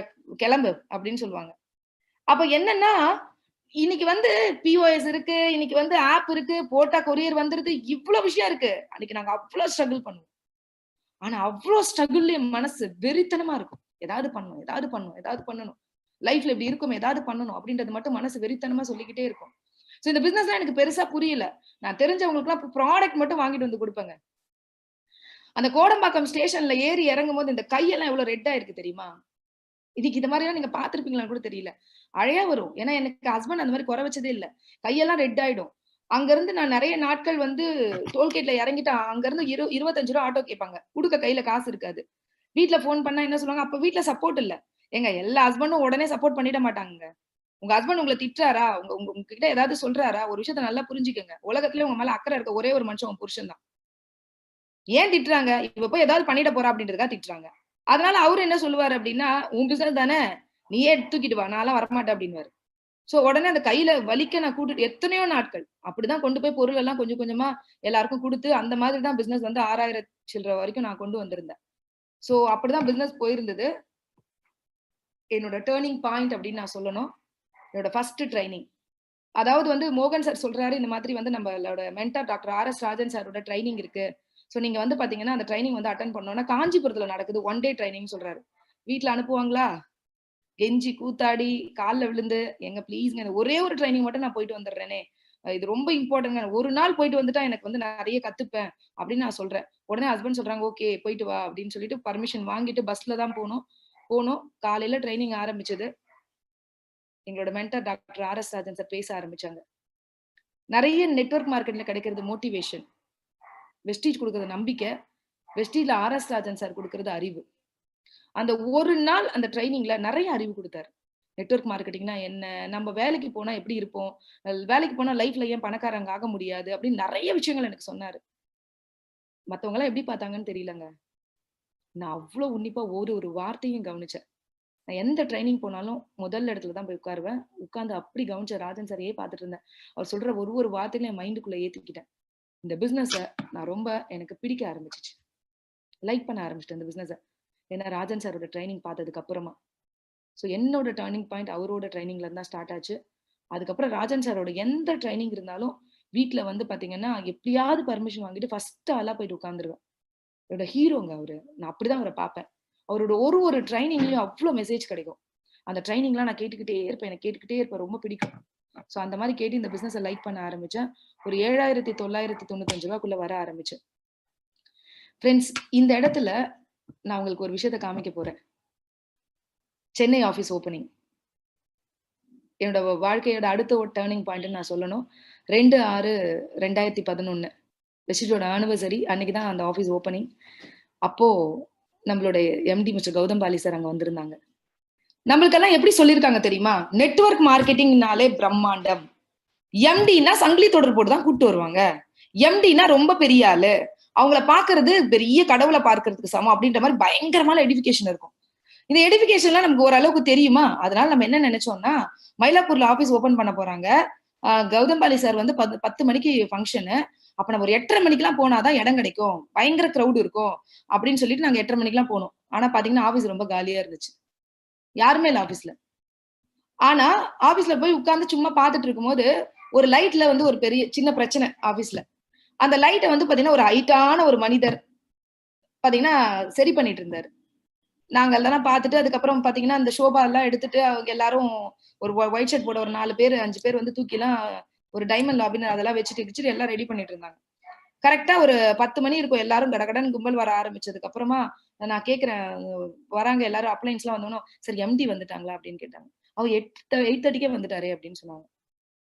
ஃப்ரெண்ட்ஸ், அந்த லைட்டை சரி பண்ணிட்டு இருந்த மனிதர் தான் எங்களோட கௌதம் பாலி சார். அதாவது எல்லா மனிதரும் வந்ததுக்கு அப்புறம் ஷோ பண்ற ஒரு எம்டி கிடையாது அவரு. வர்றதுக்கு முன்னாடி இதெல்லாம் பண்ணிட்டு வந்ததுக்கு அப்புறம் கோட் ஷூட் போட்டு எம்டியா நின்னாரு.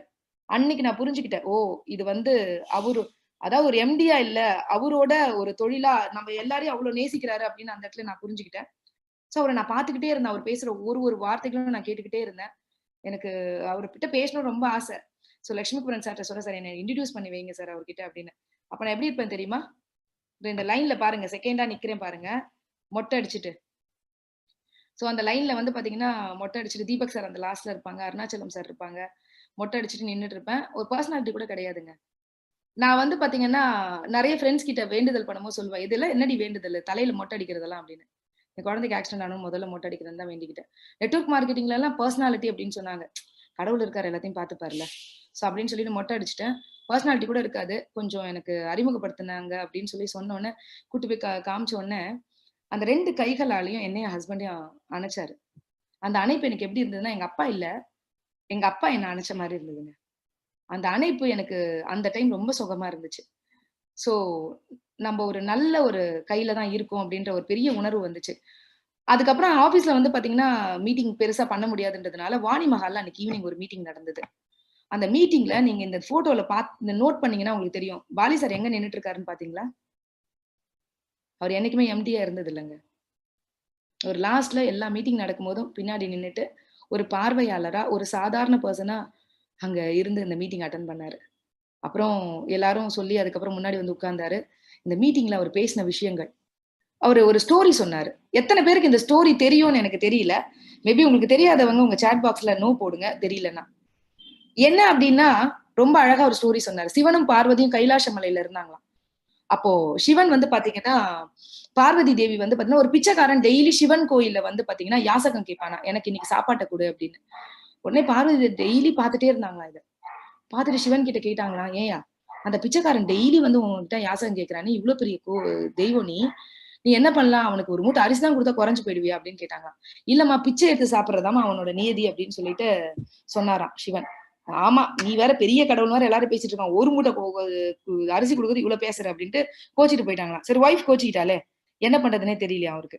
உடனே என்ன பண்ணாராம், ஒரு மூட்டை அரிசி கொண்டு வந்து அந்த பிச்சைக்காரனோட வீட்டு வாசல்ல வச்சாராம். அவன் காலையில எழுந்தா கதவை திறந்தான். அவன் கேட்டது என்ன, அன்னைக்கு சாப்பாடு. அன்னைக்கான அரிசி எடுத்துக்கிட்டு அந்த தெருவுக்கு கொடுத்துட்டானாம். அடுத்த நாள் வந்து பாத்தீங்கன்னா அவனுக்கு 2 மூட்டை அரிசி வைக்கப்பட்டிருந்ததாம். உடனே அவனுக்கு தேவையான அரிசியை மட்டும் எடுத்துட்டு 2 தெருவுக்கு கொடுத்துட்டானாம். 3வது நாள் ஒரு டிராக்டர் ஃபுல்லா அரிசி வந்திருந்ததாம். உடனே அவன் அந்த ஊருக்கு கொடுத்துட்டானாம். அதுக்கப்புறம் டிராக்டர் அரிசி வந்து பெரிய பணக்காரன் ஆயிட்டானாம். உடனே பார்வதி தேவிக்கு செம கோவம். இந்த ஆள் கொடுத்தா ஓவரா கொடுக்குறாரு, இல்ல ஒண்ணுமே கொடுக்க மாட்டேங்கிறாருன்ட்டு போய் சண்டை போடலான்ட்டு போயிட்டு நேரா சிவன் கிட்ட போய், என்னப்பா உனக்கு கொடுக்க சொன்னா ஒண்ணுமே கொடுக்க மாட்டேன், அவனோட நியதி அது இதுன்ற, கொடுக்க சொன்னா இவ்வளவு கொடுக்குற அள்ளி அள்ளி, என்னப்பா உன்னோட பிரச்சனை அப்படின்னு கேட்கும்போது அவர் சொன்னாரா, இல்லம்மா நான் கொடுத்தது அவனுக்கு ஒரு மூட்டை அரிசி தான், அவனுக்கு குடுக்கணும்ன்ற எண்ணம் இருந்தது பாத்தியா, அது 2 மூட்டையாவும் டிராக்டராவும் கிடைச்சு அவன் பெரிய பணக்காரன் ஆயிட்டான் அப்படின்னு சொன்னாரு. எம்டி சார் சொன்னாரு, அந்த பிச்சைக்காரன் தான் நான் அப்படின்னு. இந்த வார்த்தை நானும் என்னெல்லாம் எடுத்துக்கிட்டு அதெல்லாம் எல்லாருக்கும் கொடுக்கணுமோ அதை கொடுத்துக்கிட்டு இருக்கேன். நீங்களும் உங்ககிட்ட என்னெல்லாம் இருக்கோ அதெல்லாம் எடுத்துட்டு கீழே கீழே கொடுங்க. நம்ம எல்லாரும் சேர்ந்து வளருவோம். இன்னைக்கு வெஸ்டீஜ் ஒரு குழந்தை தான், தவழ்ந்துட்டு தான் இருக்கு. ஆனா ஒரு நாள் நிமிர்ந்து நிக்கும், அதுக்கப்புறம் நடக்க ஆரம்பிக்கும், அதுக்கப்புறம் ஓட ஆரம்பிக்கும். இப்ப ஓட ஆரம்பிச்சிருக்கு வெஸ்டீஜ். அன்னைக்கு தவழ ஆரம்பிச்ச ஒரு வெஸ்டீஜ். சோ இன்னும் நல்லா புரிய ஆரம்பிச்சிச்சு. அங்க எல்லாருமே வந்து பாத்தீங்கன்னா, அன்னைக்கு நடந்த ஒரு விஷயம் என்னன்னா, அன்னைக்கு வந்து பாலி சார் எல்லாருக்கும் என்ன சொன்னாங்கன்னா, லேடீஸ்க்கெல்லாம் அனௌன்ஸ்மென்ட் பண்ணாரு. இந்த மாதிரி வந்து உமன்க்கான ஒரு யூனிஃபார்ம் சாரி இருக்கு. யாரெல்லாம் வந்து லக்கி ட்ரா காலையில பில் பண்ணிருந்தவங்க எல்லாருக்கும் ஒரு லக்கி ட்ரா இருந்தது. அந்த லக்கி ட்ரால யார் லேடி பேர் வருதோ அவங்களுக்கு வந்து ஒரு சாரி வந்து பிரசன்ட் பண்றோம் அப்படின்னு சொல்லிட்டு. உடனே வந்து பாத்தீங்கன்னா, நானும் பாத்தீங்கன்னா வேண்டிட்டே இருந்தேன். எனக்கு வந்து லக்கி ட்ரா விழுமா விழாதா? விழுமா விழாதா? விழுமா விழாதான்னா எதுவுமே நடக்காது. ஸ்ட்ராங்கா பிலீவ் பண்ணணும். ஆனா எனக்கு ரொம்ப ஆசை. இந்த சாரி வந்து கையில வாங்கணும் அப்படின்றது நான் யோசிச்சுக்கிட்டே இருந்தேன். எனக்கு விழலங்க. என் டவுன்லைனுக்கு விழுந்துருச்சு. தெய்வாதீனமா என் டவுன்லைன் எனக்கு வரல. உடனே அவங்க அப்ளைன் யாரு? Victoria madam. உடனே என்ன கூப்பிட்டு எனக்கு இந்த சாரிய வந்து பிரசன்ட் பண்ணாங்க. நம்மளோட கிரேட் ஏசியாவோட number 1 top earner mister Siddhaji, நம்மளோட கிரேட் அப்ளைன். அவங்க கையால இந்த வாங்குனேன். இந்த போட்டோவ பாக்குறீங்கல்ல? இந்த போட்டோவ பார்க்கும்போது உங்களுக்கு என்னங்க தோணுது? எப்படி இருந்தேன்னா, இப்படி ஆயிட்டேன். இத விட சூப்பரா இருப்பேங்க நானு. இன்னைக்கு டிரெஸ் கோட் எல்லாம் விக்டோரியா ஒண்ணுமே இல்ல. பயங்கரமா டிரெஸ் கோட் எல்லாம் பண்ணுவேன். ஆனா, ஒரு ஸ்டேஜ் எனக்கு சொல்லிக் குடுத்துச்சு. பணம் இல்லன்னா என்ன நடக்கும் அப்படின்னு. அப்ப எப்படி இருந்தேன்னா, இப்படி ஆயிட்டேன்ல. சூப்பரா இருந்தேன்னா, இப்படி ஆயி இன்னைக்கு சூப்பரா ஆயிருக்கேன். இந்த இடத்துல நெறைய விஷயங்கள் நான் கத்துக்கிட்டேங்க. நெறைய காசிப் பண்ணுவாங்க. நான் ஒரு இடத்துல ஒரு விஷயத்த சொல்லியே ஆகணும். என் குழந்தைக்கு நெறைய ப்ராப்ளம் இருந்ததுன்னு நான் சொன்னேன் இல்லையா? அப்போ அவனுக்கு முதல்ல வந்து பார்த்தீங்கன்னா, ஹீமோகுளோபின் லெவல் வந்து 7 தான் இருந்தது. உடனே வந்து பார்த்தீங்கன்னா, எங்களோட அப்ளையன்ஸ்லாம் சொன்னாங்க, "ஸ்பைருலினா குடுங்க அவங்களுக்கு" அப்படின்னு. நான் உடனே என்ன செய்றேன்னா, "இல்ல, இல்ல. எப்படி குடுக்க முடியும்? 30 லேக்ஸ் ஸ்பெண்ட் பண்ணியிருக்கேன் என் குழந்தைக்கு. அவனுக்கு போய் ஸ்பைருலினா குடுத்து ஏதாவது ஆயிடுச்சுன்னா" அதுக்கப்புறம் இத பத்தி நெறைய தெரிஞ்சுக்க ஆரம்பிச்சேன். எனக்கு நெறைய சொன்னாங்க. அதுக்கப்புறம் என் குழந்தைக்கு ஸ்பைருலினா குடுத்து அவனுக்கு கிடைச்ச ரிசல்ட் என்ன ரொம்ப யோசிக்க வச்சது. அதாவது 7 இருந்த ஹீமோகுளோபின் 11 போச்சு. அதுக்கப்புறம் நெறைய ப்ராப்ளம் சொல்லிட்டே இருப்பாங்க. அவனுக்கு நோனி குடுத்திருந்தேன். புரோட்டீன் பவுடர் மசில்ஸ டைட் பண்ண குடுத்திருந்தேன். கால்சியம் நெறைய குடுப்பேன். அது மட்டும் இல்லாம ஃபிளாக்ஸ் ஆயில். அவனுக்கு நர்வ்ஸ்ல வந்து பார்த்தீங்கன்னா, பிளட் சர்க்குலேஷன் வந்து ரொம்ப கம்மியா இருந்தது. ஸோ ஃபிளாக்ஸ் ஆயில் குடுக்க குடுக்க அவனுக்கு பிளட் வந்து நல்லா சர்க்குலேட் ஆயிடுச்சு. இந்த கை வந்து அசையவே முடியாதுன்னு சொன்ன கை வந்து அசைய ஆரம்பிச்சுச்சு. ஸோ இந்த ரிசல்ட் எல்லாம் பார்த்து எனக்கு ரொம்ப பிரமிப்பா இருந்தது. நான் அப்ப புரிஞ்சுட்டது ஒண்ணே ஒண்ணு விஷயம் தான். எத்தனையோ தொழில் இருக்கு. அன்னமிடும் தொழிலை கொடுத்ததுக்காக கடவுளே உமக்கு நன்றி அப்படின்னு நெறைய ஹோட்டல்ல எழுதி போட்டிருப்பாங்க. எத்தனையோ தொழில் இருக்க. சாப்பாடு போட்டா வயிறார தாங்க வாழ்த்துவாங்க. மனசார வாழ்த்துற ஒரு தொழில். ஒரு மனிதன் நோயிலிருந்து குணமான அந்த தொழில்ல நான் இருக்கேன்னு புரிஞ்சுக்கிட்டேன். சோ அந்த ஆத்மார்த்தத்தோட இந்த பிசினஸ் பண்ண ஆரம்பிச்சிருந்தேன். சோ இந்த இடத்துல என்ன நெறைய காசிப் பண்ணுவாங்க. குழந்தைக்கு இவ்ளோ உடம்பு சரியில்ல. இவ எப்படி டிரெஸ் பண்ணிட்டு பாரா பாரு. இதெல்லாம் ஒரு பொழப்பா? எங்க வீட்டுக்கு மேல ஒரு அண்ணா இருந்து சொல்லுவாரு. "சோப்பெல்லாம் விக்க கிளம்பிட்டியாம்மா?" அப்படின்னு சொல்லுவாரு. எனக்கு ஒண்ணே ஒண்ணு தாங்க புரிஞ்சுது. யாருக்குங்க இந்த உலகத்துல அதிகமா காசிப் வரும்? பாப்புலரா இருக்க ஹீரோ, ஹீரோயினுக்கு தானே. உங்களுக்கு காசிப் வரல, கிசுகிசு வரல. நீங்க கொஞ்சம் வருத்தப்படுங்க. நம்ம ஒண்ணுமே பண்ணலன்னு அர்த்தம். ஃபிரெண்ட்ஸ் யாராவது நமக்கு காசிப் பண்ணா சந்தோஷப்படுங்க. ஏன்னா, எனக்கு பைபிள் தான் தெரியும். அதுல ஒரு வார்த்தை இருக்கு. "உன்னை பற்றி இல்லாததும் பொல்லாததும் சொல்லும்பொழுது நீ பேறு பெற்றவள். அப்போது நான் உன்னை ஆசீர்வதிப்பேன்" அப்படின்னு சொல்லிட்டு. ஃபிரெண்ட்ஸ் உங்கள பத்தி நெறைய பேர் இல்லாதது பொல்லாததும் சொல்லும்போது நீங்க சந்தோஷப்படுங்க. கடவுள் அப்பதான் உங்கள பிளஸ் பண்ணுவான்னு எழுதி போட்டிருக்காரு. கரெக்ட்டா? சோ எனக்கு அது புரிஞ்சுது. அப்ப யாருக்கு கிசுகிசு வருமோ அவங்க தான் இந்த உலகத்துல பாப்புலர் ஆக முடியும்னு நான் புரிஞ்சுக்கிட்டேன். அப்ப எனக்கு கிசுகிசு வரத பத்தி நான் கவலைப்படல. நான் கண்டிப்பா நானும் ஒரு பாப்புலர் ஆயிடுவேன் அப்படின்ற ஒரு விஷயம் எனக்கு புரிஞ்சுது. சோ நெறைய லேர்ன் பண்ண ஆரம்பிச்சேன் இந்த பிசினஸ.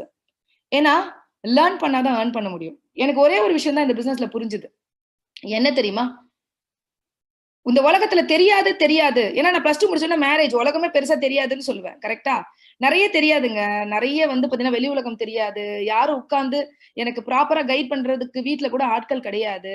சோ அப்ப என்ன ஒரே ஒரு விஷயம் புரிஞ்சுதுன்னா, எங்க லேர்ன் பண்றோமோ, அங்க தான் நம்ம பிளான் பண்ண முடியும். கரெக்ட்டா இல்லீங்களா? சோ ஒரே ஒரு விஷயம் தான் ஃபிரெண்ட்ஸ். நான் தெரியாது, தெரியாது இந்த உலகத்துல சொல்லவே இல்ல ஃபிரெண்ட்ஸ். நான் தெரியாது, தெரியாதுன்னு சொல்றத விட, ஒண்ணே ஒண்ணு மட்டும் தான் புரிஞ்சுக்கிட்டேன். என்ன தெரியுமா? இந்த உலகத்துல தெரியாதுன்னு சொல்றத விட, நான் அந்த கத்துக்க ஆரம்பிச்சேன். இந்த உலகத்தையே கத்துக்க முடியும்னு நான் புரிஞ்சுக்கிட்டேன். எனக்கு இங்கிலீஷ் தெரியாது, எனக்கு படிக்க தெரியாது, எனக்கு லேப்டாப் தெரியாது, எனக்கு பேச தெரியாது, எனக்கு ட்ரெய்னிங் பண்ண தெரியாது, எனக்கு மீட்டிங் பண்ண தெரியாது. எதுவுமே நான் சொன்னதே இல்ல ஃபிரெண்ட்ஸ். நான் ஒண்ணே ஒண்ணு மட்டும் தான் புரிஞ்சுக்கிட்டேன். என்ன தெரியுமா? இந்த பிசினஸ்ல நான் கத்துக்கிட்டே இருக்கணும். அப்பதான் நான் ஜெயிக்க முடியும்னு புரிஞ்சுக்கிட்டேன். லேர்ன் பண்ணா தான் நெறைய ஏர்ன் பண்ண முடியும்னு புரிஞ்சுக்கிட்டேன். கத்துக்க ஆரம்பிச்சுட்டேன் இந்த பிசினஸ நல்லா. ஏன்னா எம்டி சார பார்க்க ஆரம்பிச்சதுக்கு அப்புறம் இந்த பிசினஸ நல்லா கத்துக்க ஆரம்பிச்சேன். சோ 12,000 ஆச்சு, 10,000 ஆச்சு, 16,000 ஆச்சு, 16,000 ஆச்சு, 31,000 ஆச்சு. இந்த ஸ்டோரிய நான் சொல்லியே ஆகணும். குழந்தைக்கு வந்து 1 இயர் ஆயிடுச்சு. ஸ்கூலுக்கு போக முடியாத நிலைமை. அவனுக்கு வந்து இந்த உடம்பு ஃபுல்லா நெறைய பிளேட் வச்சிருந்தாங்க. சோ அந்த பிளேட் எல்லாம் ரிமூவ் பண்றதுக்காக ஹாஸ்பிடல் அட்மிட் பண்ணியிருந்தோம். 2ஆம் தேதி அன்னைக்கு அட்மிட் பண்ணியிருந்தோம். 25ஆம் தேதி தான் வெளியில வந்தோம். சோ இந்த 25ஆம் தேதி வெளியில வரோம். சோ அந்த டைம் வந்து பாத்தீங்கன்னா, எனக்கு வந்து பாத்தீங்கன்னா, ஒரு அதுக்கு முந்தின மாசம் 16,000 இன்கம். எல்ஓபின்னா எனக்கு பெருசாலாம் அந்த அளவுக்கு அறிவெல்லாம் கிடையாது. பிளான பத்தின நெறைய தெரியாது. அந்த எஜுகேஷன்லாம் கிடையாது.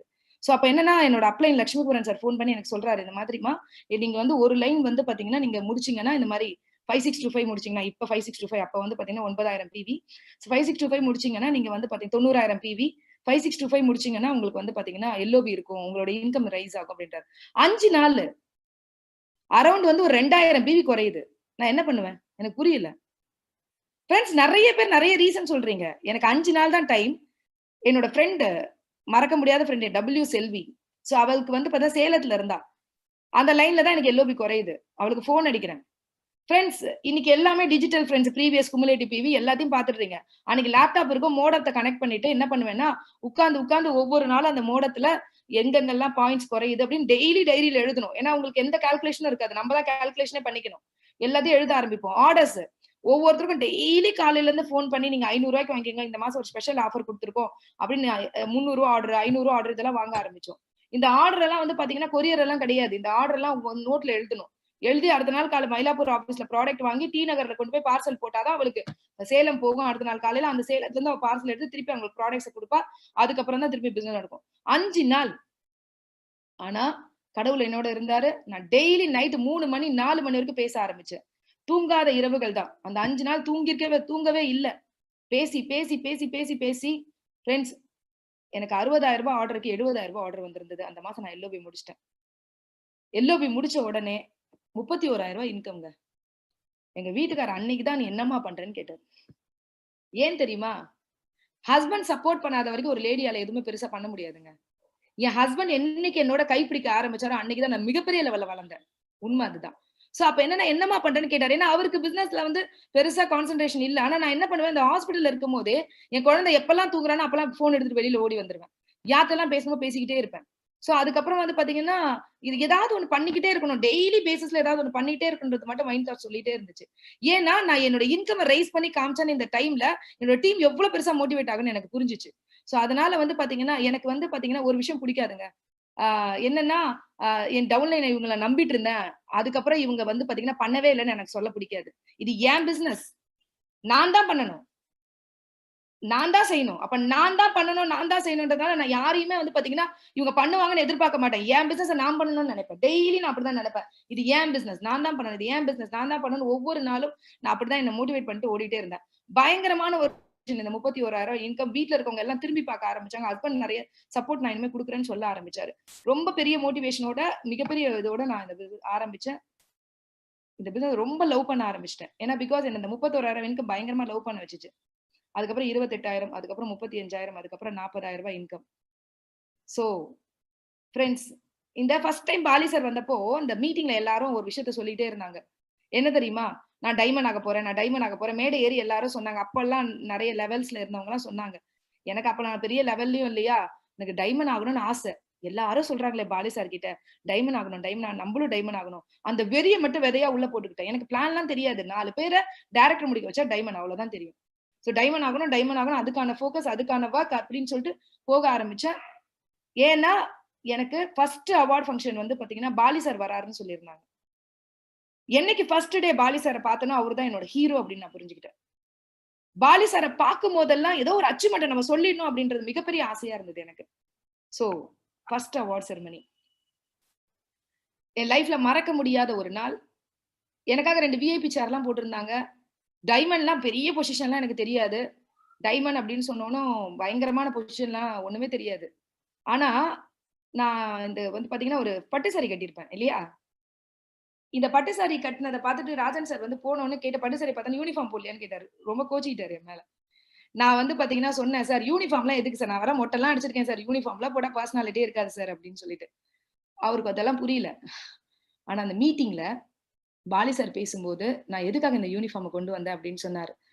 நெறைய ஜெயிச்சதுக்கு அப்புறமா நெறைய பேர் ஒரு ஃபங்ஷன் வரும்போது, நெறைய ஜெயிச்சவங்க பயங்கர ஆர்னமெண்ட்ஸோட பயங்கரமா ஒரு பெரிய இதுவா இருப்பாங்க. அப்போ உள்ள வர புதுசா ஒருத்தருக்கு அவங்கள லீடர்ன்னு அவங்ககிட்ட பேச தயங்குவாங்க. ஆனா யூனிஃபார்ம் போட்டிருந்தா எல்லாரும் சரிசமம். எல்லாரும் எல்லார்ட்டயும் வந்து பேசுவாங்க. அதனால தான் யூனிஃபார்ம் போட சொல்லியிருக்கேன் அப்படின்னு. எனக்கு வாழ்க்கையே குடுத்திருக்கு இந்த கம்பெனி. இதுக்கப்புறம் என்னோட நெறைய ஃபோட்டோஸ் நீங்க பார்த்திருந்தா, யூனிஃபார்ம் நான் ரொம்ப லவ் பண்ணுவேன். இந்த யூனிஃபார்ம் என்னோட கௌரவம், என்னோட மரியாதைன்னு நான் புரிஞ்சுக்கிட்டேன். சோ அன்னைக்கு நான் போடல. பட் அன்னைக்கு வந்து டைமண்ட் டைரக்டர்ன்றது பெரிய அவார்ட்னா எனக்கு தெரியாதுங்க. ஆனா அந்த மொமெண்ட் என்ன டைமண்ட் டைரக்டர்ன்னு கூப்பிட்டாங்க. அப்படி ஒரு சந்தோஷத்தோட அந்த டைமண்ட் டைரக்டர் அவார்ட் வாங்குனேன். நீங்க எல்லாரும் அத பார்க்கறதுக்கு ரெடியா இருக்கீங்களா? சோ பார்க்கலாம்.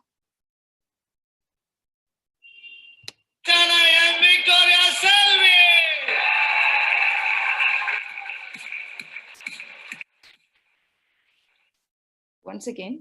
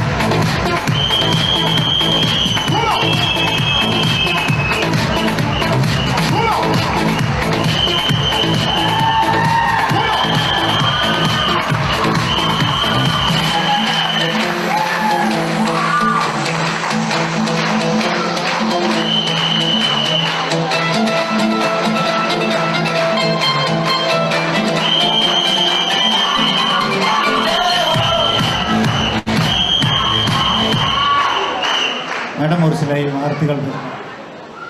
Good morning friends.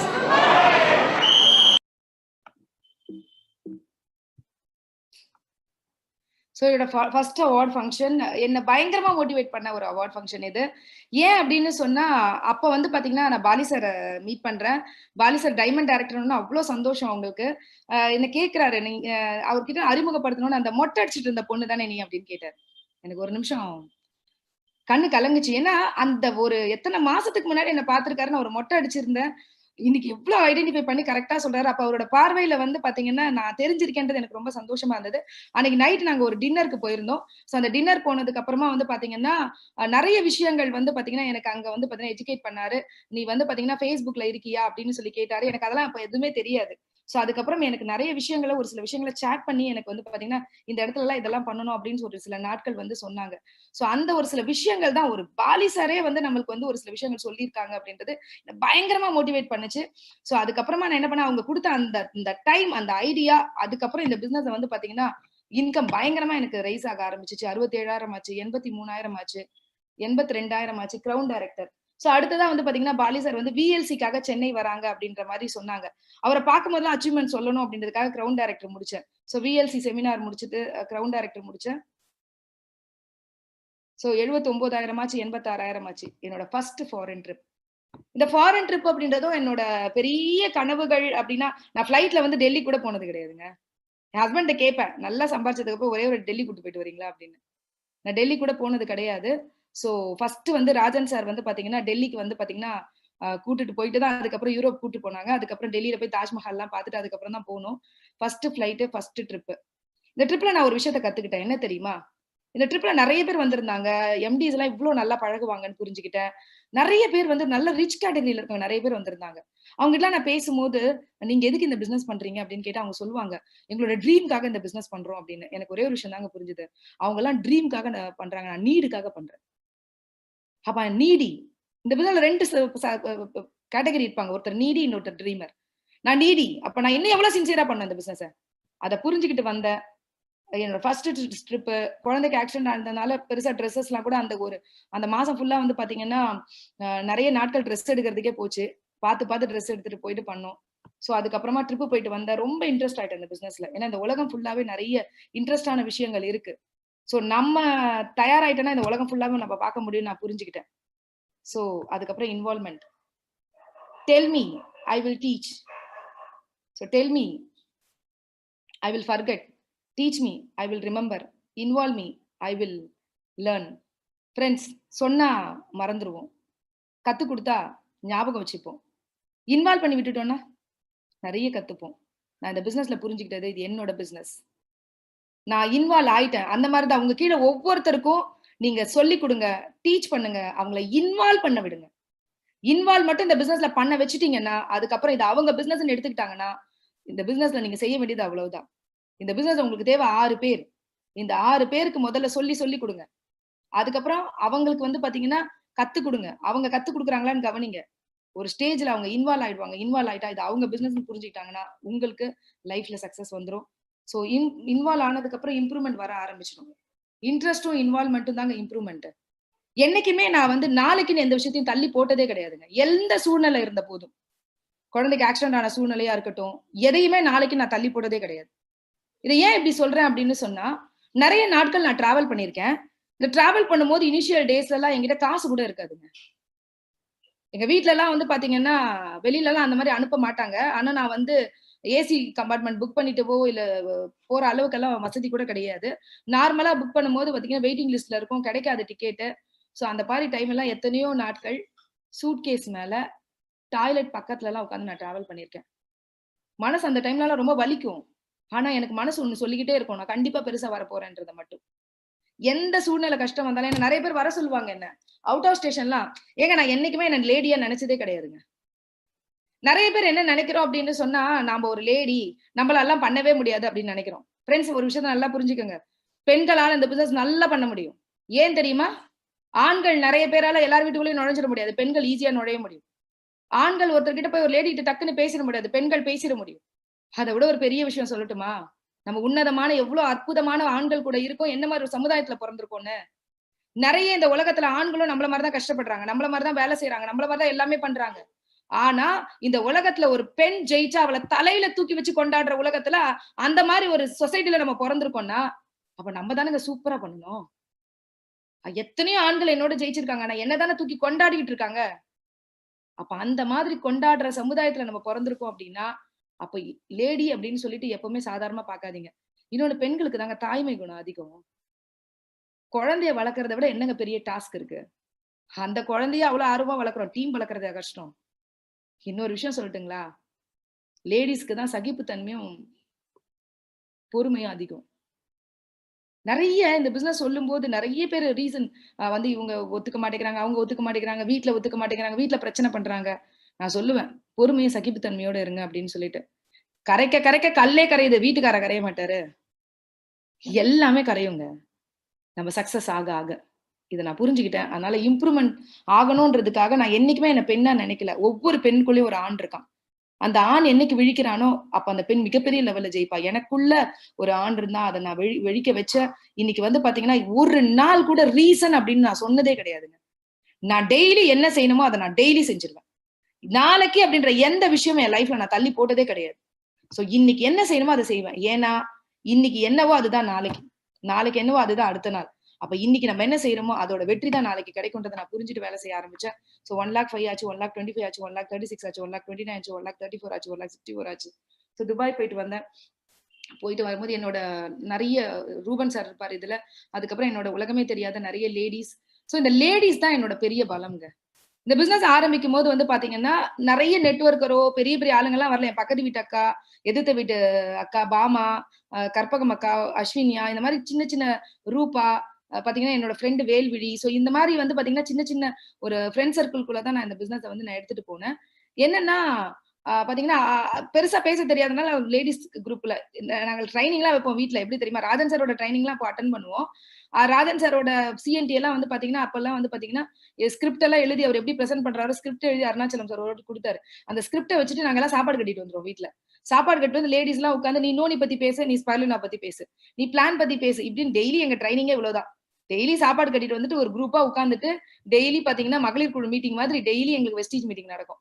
இந்த மாதிரி சின்ன சின்ன விஷயங்கள் எல்லாமே கத்துக்கிட்டு தான் பாத்தீங்கன்னா நாங்க எல்லாருமே ஒரு குரூப்பா வளர்ந்து ஒரு 40,000 வருமானம் வர வரைக்கும் பாத்தீங்கன்னா என்னோட லேடிஸ் டீம் தான்.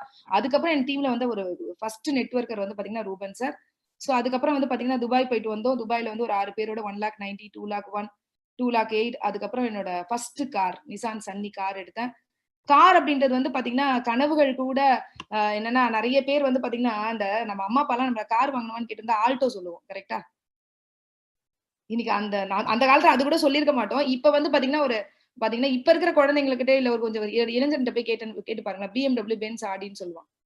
ஒரு 4 வயசு குழந்தைகிட்ட கேளுங்களேன் என்ன கார் வேணும்னு. அது லம்போகினி அப்படின்னு சொல்லுது. லாம்போகினி, ஃபெராரி அப்படி சொல்றாங்க. கரெக்டா ஃப்ரெண்ட்ஸ்? கனவுகள் மட்டும் நம்ம பசங்களுக்கு எல்லாம் பெருசாயிடுச்சு. ஆனா நம்ம வந்து பாத்தீங்கன்னா அவங்களோட எதிர்காலம் தெரியாம ஒரு வாழ்க்கை வாழ்ந்துட்டு இருக்கோம் அப்படின்னு நம்ம புரிஞ்சுக்கணும். அப்ப நம்ம பசங்க வந்து நம்மள கார்ல கொண்டு போவாங்கன்றதெல்லாம் மாத்தி இன்னைக்கு வந்து நான் ஃபர்ஸ்ட் ஒரு கார் எடுத்தேன். இந்த காருக்குமே ஒரு ஸ்டோரி இருக்கு. இந்த கார் வந்து கார் வாங்கணும்ன்ற ட்ரீம் போர்டு சொல்லுவாங்க. அதுல வந்து நிசான் சன்னியை சும்மா அந்த டைம் போயிட்டு கிடைச்ச பிக்சர்னு ஒட்டி வச்சாங்க. கடைசியில எத்தனை கார் பார்த்தோம் நிசான் சன்னி தான் வந்துச்சு. சோ இதுக்குமே ஒரு ஸ்டோரி இருக்கு. சோ எனக்கு டைம் குறைவா இருக்கிறதுனால நான் ஸ்கிப் பண்ணிட்டு போறேன். சோ என்னோட டீம் ஃபர்ஸ்ட் நான் கார் எடுக்கும்போது என்னோட டோட்டல் டீம்ல இருந்து எல்லாருமே வந்திருந்தாங்க. ஒரு கார் ஷோரூம்ல இந்த மாதிரி ஒரு விழா. ஏன்னா உலகத்துல வந்து பாத்தீங்கன்னா நம்ம கார் வாங்கணும் நம்ம சொந்தக்காரர் கூட சொல்ல மாட்டோம். ஆனா வெஸ்டீஜ்ல மட்டும்தான் ஒவ்வொரு காரையும் விழாக்களா கொண்டாடுவோம். ஏன்னா இங்க வரவங்க எல்லாம் மனசார வாழ்த்துவாங்க. சோ அந்த மாதிரி ஒரு விஷயம் இங்க இருந்து என்னோட அப்ளைன்ஸ் எல்லாருமே இருப்பாங்க, என்னோட டவுன்லைன்ஸ் எல்லாருமே இருப்பாங்க. என்னோட பிசினஸ் பார்ட்னர்ஸ் தாங்க என்னோட பெரிய பலம். அவங்க எனக்கு எப்பவுமே என் ஃபேமிலியா என் கூடவே இருந்திருக்காங்க. 2,18,000 ஆச்சு, 1,94,000, 2,03,000, 2,27,000. அதுக்கப்புறம் ஆஸ்திரேலியா போயிட்டு வந்தேன். போயிட்டு வந்ததுக்கு அப்புறம் வந்து பாத்தீங்கன்னா 2,53,000 ரூபாய், 2,24,000. அதுக்கப்புறம் யூனிவர்சல் கிரவுண்ட் டைரக்டர் அப்படின்ற பொசிஷன் வந்தேன். ஸோ யூனிவர்சல் கிரவுண்ட் டைரக்டர் ஆனா அதுக்கப்புறம் 2,55,000, 2,65,000, 3,20,000 எவ்ரி மந்த் நான் ஷோ பண்ணிட்டு இருக்கேன் உங்களுக்கு. 2,90,000. அதுக்கப்புறம் சைனா போயிட்டு வந்தேன். 3,03,000, 3,29,000, 3,77,000, 3,61,000, 3,94,000. அதுக்கப்புறம் ரஷ்யா போகும்போது என்னன்னா லைஃப்ல வந்து பாத்தீங்கன்னா எல்லாத்துக்கும் பயந்துட்டு இருந்த ஒரு தருணத்தை தாண்டி உலகத்துல எதை வேணாலும் நான் சாதிக்க முடியும் அப்படின்ற ஒரு உலகத்துக்குள்ள நான் போனது. என் பலம் என்ன, என்னோட அறிவு என்ன, என்னோட வேகம் என்ன அப்படின்றது எனக்கு மட்டும் தாங்க தெரியும். பட் ஆனா இந்த என்னோட பலத்தையும் என்னோட வேகத்தையும் என்னோட அறிவு இந்த உலகத்துக்கு வெளிச்சம் போட்டு காமிச்சது வெஸ்டீஜ் தான். இன்னைக்கு வந்து ஒரு மலைப்பாம்பை கூட சந்தோஷமா போட்டுட்டு ஒரு சிரிக்க முடியுது அப்படின்னு சொன்னா வெஸ்டீஜ் கொடுத்த அந்த ஒரு பலம் தான் என்னால என்ன வேணா என் லைஃப்ல சாதிக்க முடியும்னு வெஸ்டீஜ் கொடுத்துருக்கு. 3,64,000, 3,80,000, 3,35,000, 3,50,000, 3,18,000, 3,40,000. அதுக்கப்புறமா தாய்லாந்து போகும்போது என்னோட நிறைய லேடிஸ் வந்திருந்தாங்க. ஃபர்ஸ்ட் டைம் வந்து பாத்தீங்கன்னா அவங்களெல்லாம் வந்து ஜீன்ஸ் எல்லாம் போட வச்சிருந்தேன். நிறைய பேருக்கு கனவுகள் நிறைய இருக்கு. ஆனா அதுக்கு நமக்கு சந்தர்ப்பம் கிடைச்சது இல்ல. இங்க நிறைய சந்தர்ப்பம் எங்களுக்கு கிடைச்சது. 3,96,000, 3,49,000, 3,84,000, 3,23,000, 3,81,000, 4,04,000. அதுக்கப்புறம் டர்க்கி போயிட்டு வந்தேன். இந்த போட்டோ என்னால மறக்கவே முடியாத ஒரு போட்டோங்க.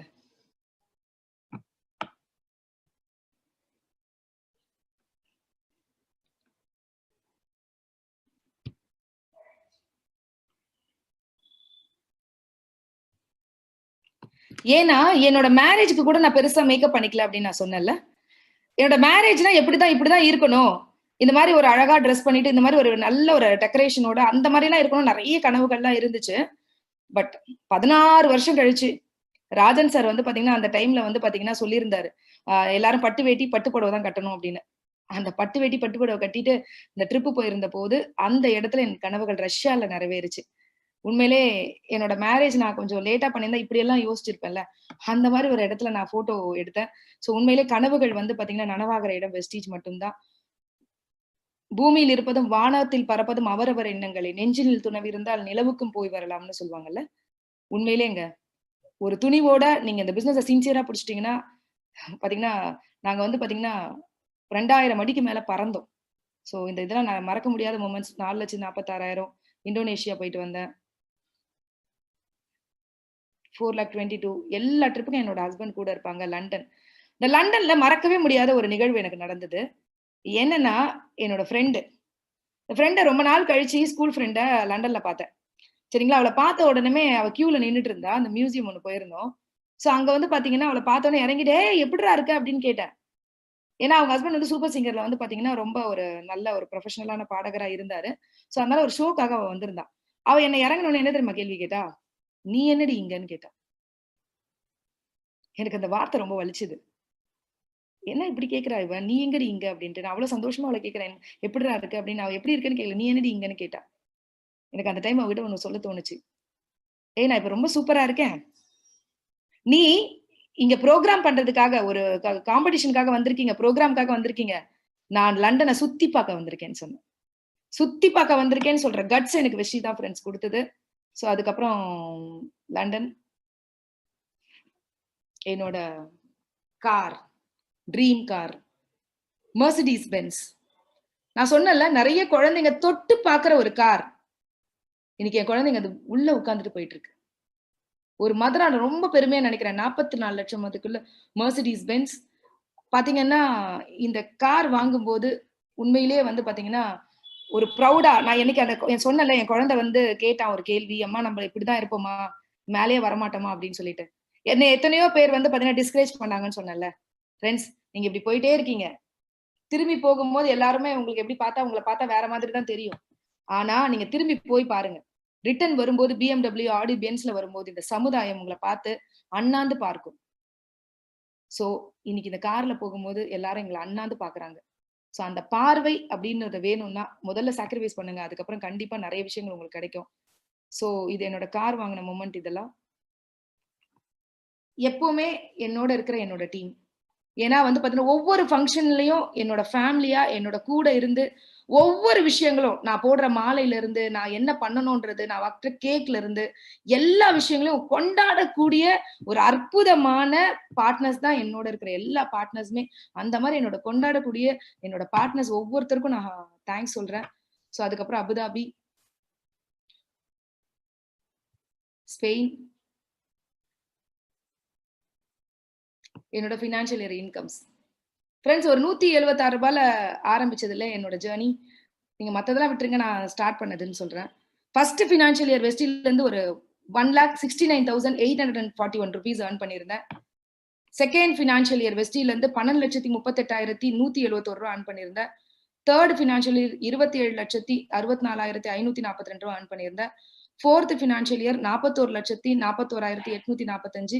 Fifth financial year, sixth financial year, seventh, eighth, ninth.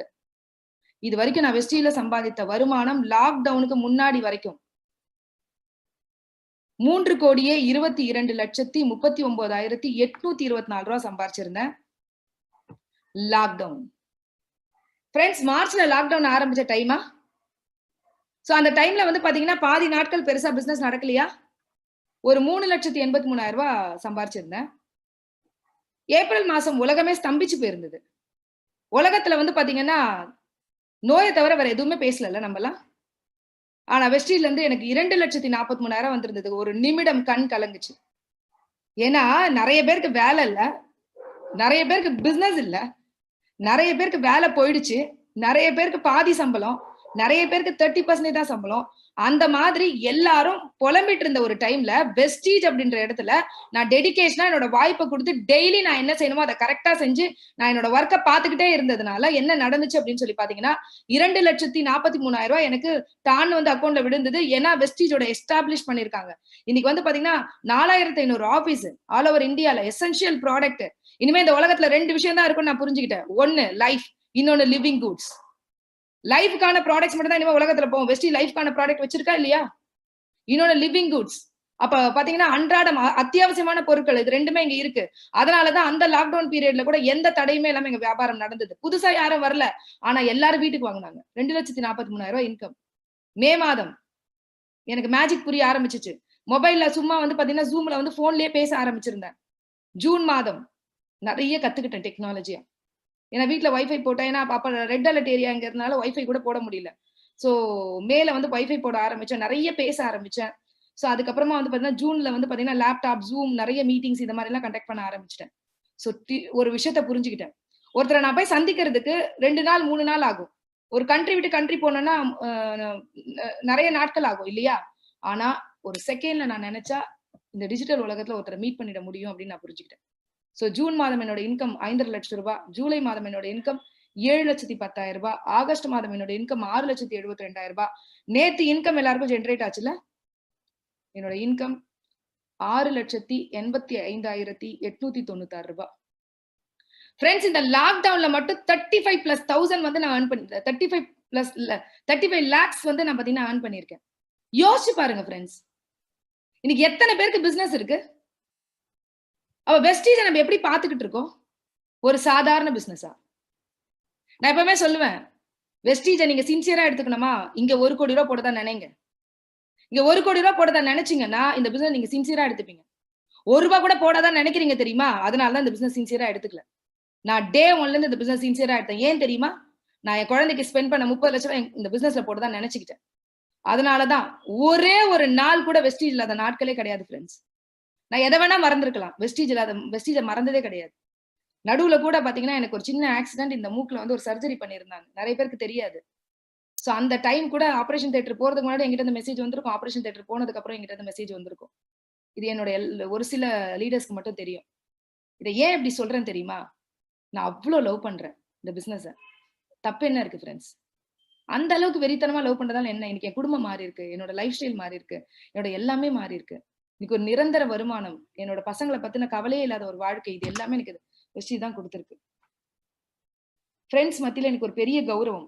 ஏன்னா பிகாஸ் முன்னாடி எல்லாம் வந்து பாத்தீங்கன்னா ஃப்ரெண்ட்ஸ் எல்லாம் நம்மள மதிக்க கூட மாட்டாங்க. இன்னைக்கு எல்லா ஃப்ரெண்ட்ஸ் மத்தியிலும் ஒரு கௌரவம். விக்டோரியானா ஒரு ஸ்பெஷல். விக்டோரியா கிட்ட இன்னைக்கு ஒரு ஐடியா கேட்கலாம், ஏதாவதுனா விக்டோரியா கிட்ட வந்து பாத்தீங்கன்னா ஒரு கவுன்சிலிங் உட்காரலாம் அப்படின்ற அளவுக்கு ஒரு மரியாதை என் ஃப்ரெண்ட்ஸ் மத்தியில கிடைச்சிருக்கு. ஃபேமிலி ஃப்ரெண்ட்ஸ், எத்தனை ஃபேமிலி இன்னைக்கு ஹாப்பியா இருக்கு? நம்ம நினைப்போம் நம்ம ஃபேமிலியை ரொம்ப ஹாப்பியா வச்சுக்கணும் அப்படின்னு. நிறைய பிரச்சனைகளால, காம்ப்ரமைஸ் லைஃப்னால ஒவ்வொரு நாள் முகத்தை பார்த்து அம்மா அப்பா பேசிக்கிறோமா? இல்ல ஹஸ்பண்ட் ஒய்ஃப் பேசிக்கிறோமா? குழந்தைங்களோட பேச டைம் இருக்கா? எதுவுமே இல்ல. ஆனா இன்னைக்கு எல்லா சந்தோஷத்தோட எங்க ஃபேமிலி என்ஜாய் பண்ணிட்டு இருக்கு வெஸ்டீஜ் மூலமா. ஃபேம், இதை நான் சொல்லியே ஆகணும். 4 செவத்துக்குள்ள ஒரு சின்ன உலகத்துக்குள்ள மட்டுமே தெரிஞ்சிருக்க வேண்டிய விக்டோரியா இன்னைக்கு எவ்வளவு பேருக்கு தெரிஞ்சிருக்கேன். இது நான் ரொம்ப ரொம்ப சந்தோஷமா நினைக்கிறேன். இன்னைக்கு ஐடிஎஸ்ஏ இந்த புக்ல ஒரே ஒரு பேர் வருமானு யோசிச்சிருக்காங்க. வெஸ்டீஜ்ல இன்னைக்கு என்னோட ஸ்டோரிய வந்து கொடுத்திருக்காங்க இந்த புக்ல. அப்ப இது எனக்கு கிடைச்ச பெருமையா? இல்ல ஃப்ரெண்ட்ஸ். வெஸ்டீஜ்ல யாரெல்லாம் வந்து ரொம்ப சக்சஸ்ஃபுல்லா பண்றீங்களோ அவங்க அத்தனை பேருக்கும் பெருமையை கொடுக்கறதுக்கு வெஸ்டீஜ் காத்துக்கிட்டு இருக்கு.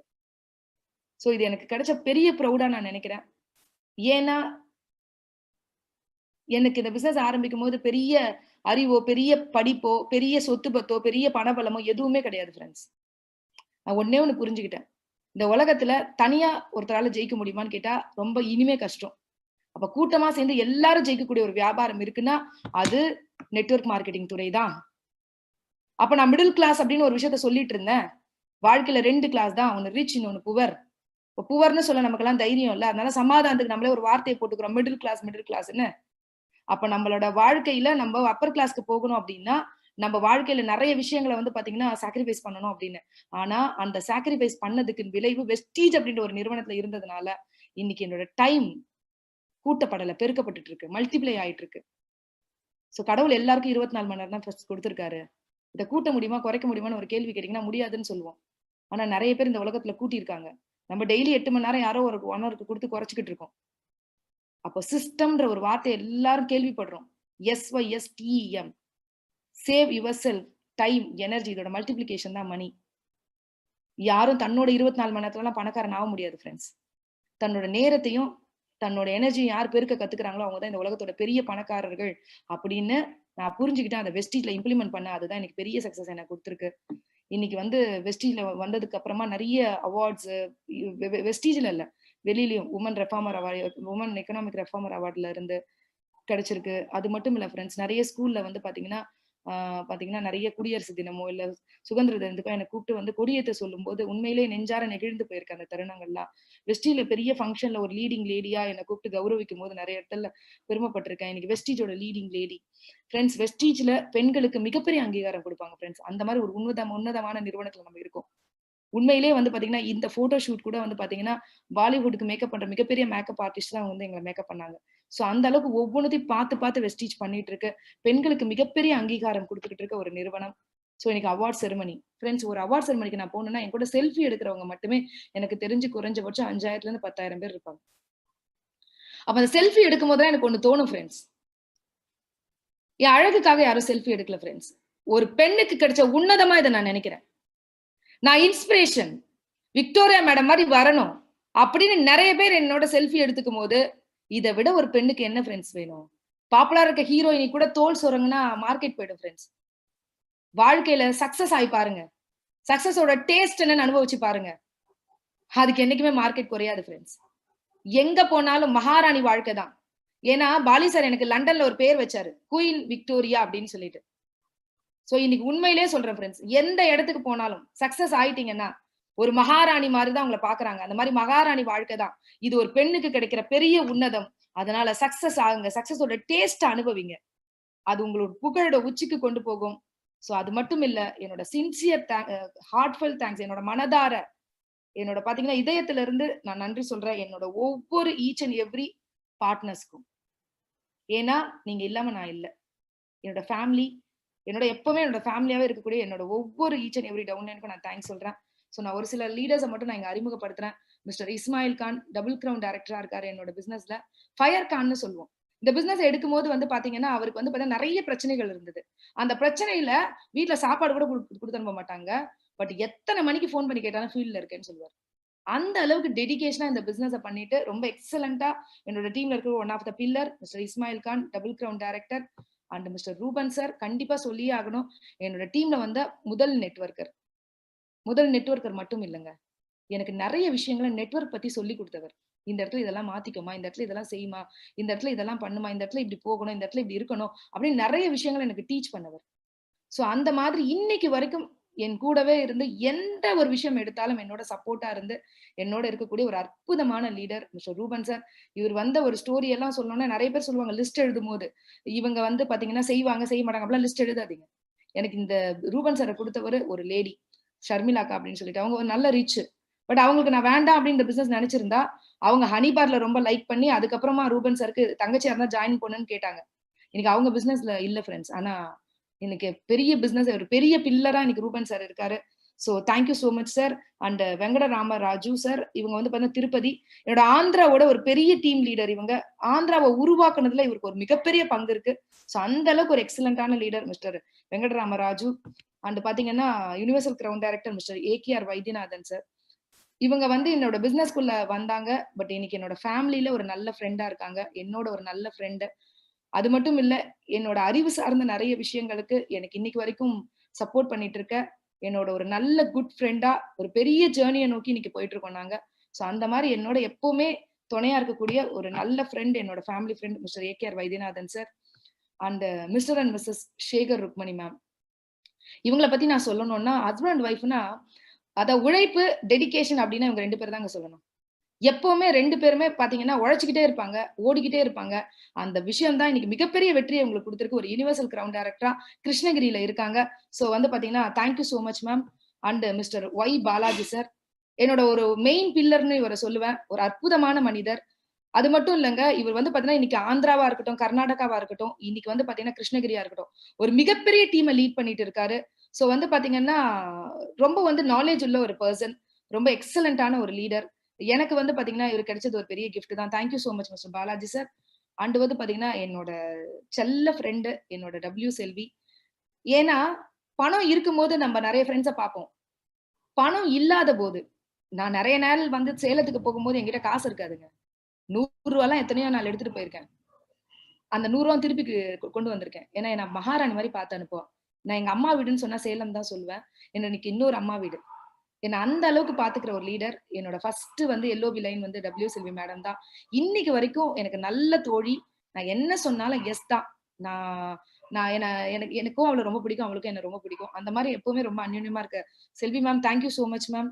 அண்ட் கற்பகம் அக்கா, என்னோட ஒரு நல்ல ஐகான் அக்கா. அக்கா இனிஷியல் ஸ்டேஜ்ல வந்து அக்கா வந்தப்போ வந்து பாத்தீங்கன்னா ஃபர்ஸ்ட் ஒரு 500 ரூபாய் செக் வரும்போது அக்கா என்ன கூப்பிட்டு கேட்டாங்க. நான் சொன்னேன், பயங்கரமா சந்தோஷப்பட்டாங்க. 500 ரூபாய் செக்லாம் வந்திருக்குடி அப்படின்னு. உடனே நான் சொன்னேன் அக்கா கிட்ட, என்னக்கா 500 ரூபாய் செக்குக்கு இவ்வளவு சந்தோஷப்படுற? 1000 2000 வந்தா கூட எதுவுமே சொல்லலக்கா அப்படின்னு. அந்த அக்கா என்ன தெரியுமா சொன்னாங்க என்கிட்ட, விக்டோரியா, எனக்கு அக்கௌண்டே கிடையாதுரி, 500 ரூபாய் வந்திருக்கு, பெரிய பணமா இல்லையா அப்படின்னு. எனக்கு இந்த வார்த்தை தாங்க. இந்த பிசினஸ்ல நெட்வொர்க் எல்லாம் யாருமே வேணாம், பெரிய எல்லாம் யாருமே வேணாம். ரொம்ப ஆர்டினரி பீப்புள கூட ஒரு முதல்ல வரக்கூடிய அந்த சின்ன சின்ன வருமானத்துல பயங்கரமா எக்ஸைட் ஆவாங்க அப்படின்னு அக்காவை பார்த்து புரிஞ்சுக்கிட்டேன். அக்காவை பத்தின ஸ்பெஷாலிட்டி சொல்லணும்னா, அக்கா வந்து டைமண்ட் ஆகுற வரைக்கும், கிரவுன் ஆகுற வரைக்கும் என் கையை பிடிச்சிக்கிட்டே தான் இருப்பாங்க. எப்பவுமே என்ன விட்டுறாதடி, என்ன விட்டுறாதடி, விட்டுறாதடி அப்படின்னு. ஆனா கிரவுன் ஆனதுக்கு அப்புறம் அக்கா இன்னைக்கு வரைக்கும், அதாவது வந்து ஒரு இண்டிவிஜுவல் லேடியா எதுக்குமே எல்லாத்தையுமே என்னால பாத்துக்க முடியும், என்னால செய்ய முடியும். அக்கா கிட்ட எனக்கு ரொம்ப பிடிக்கும் இது.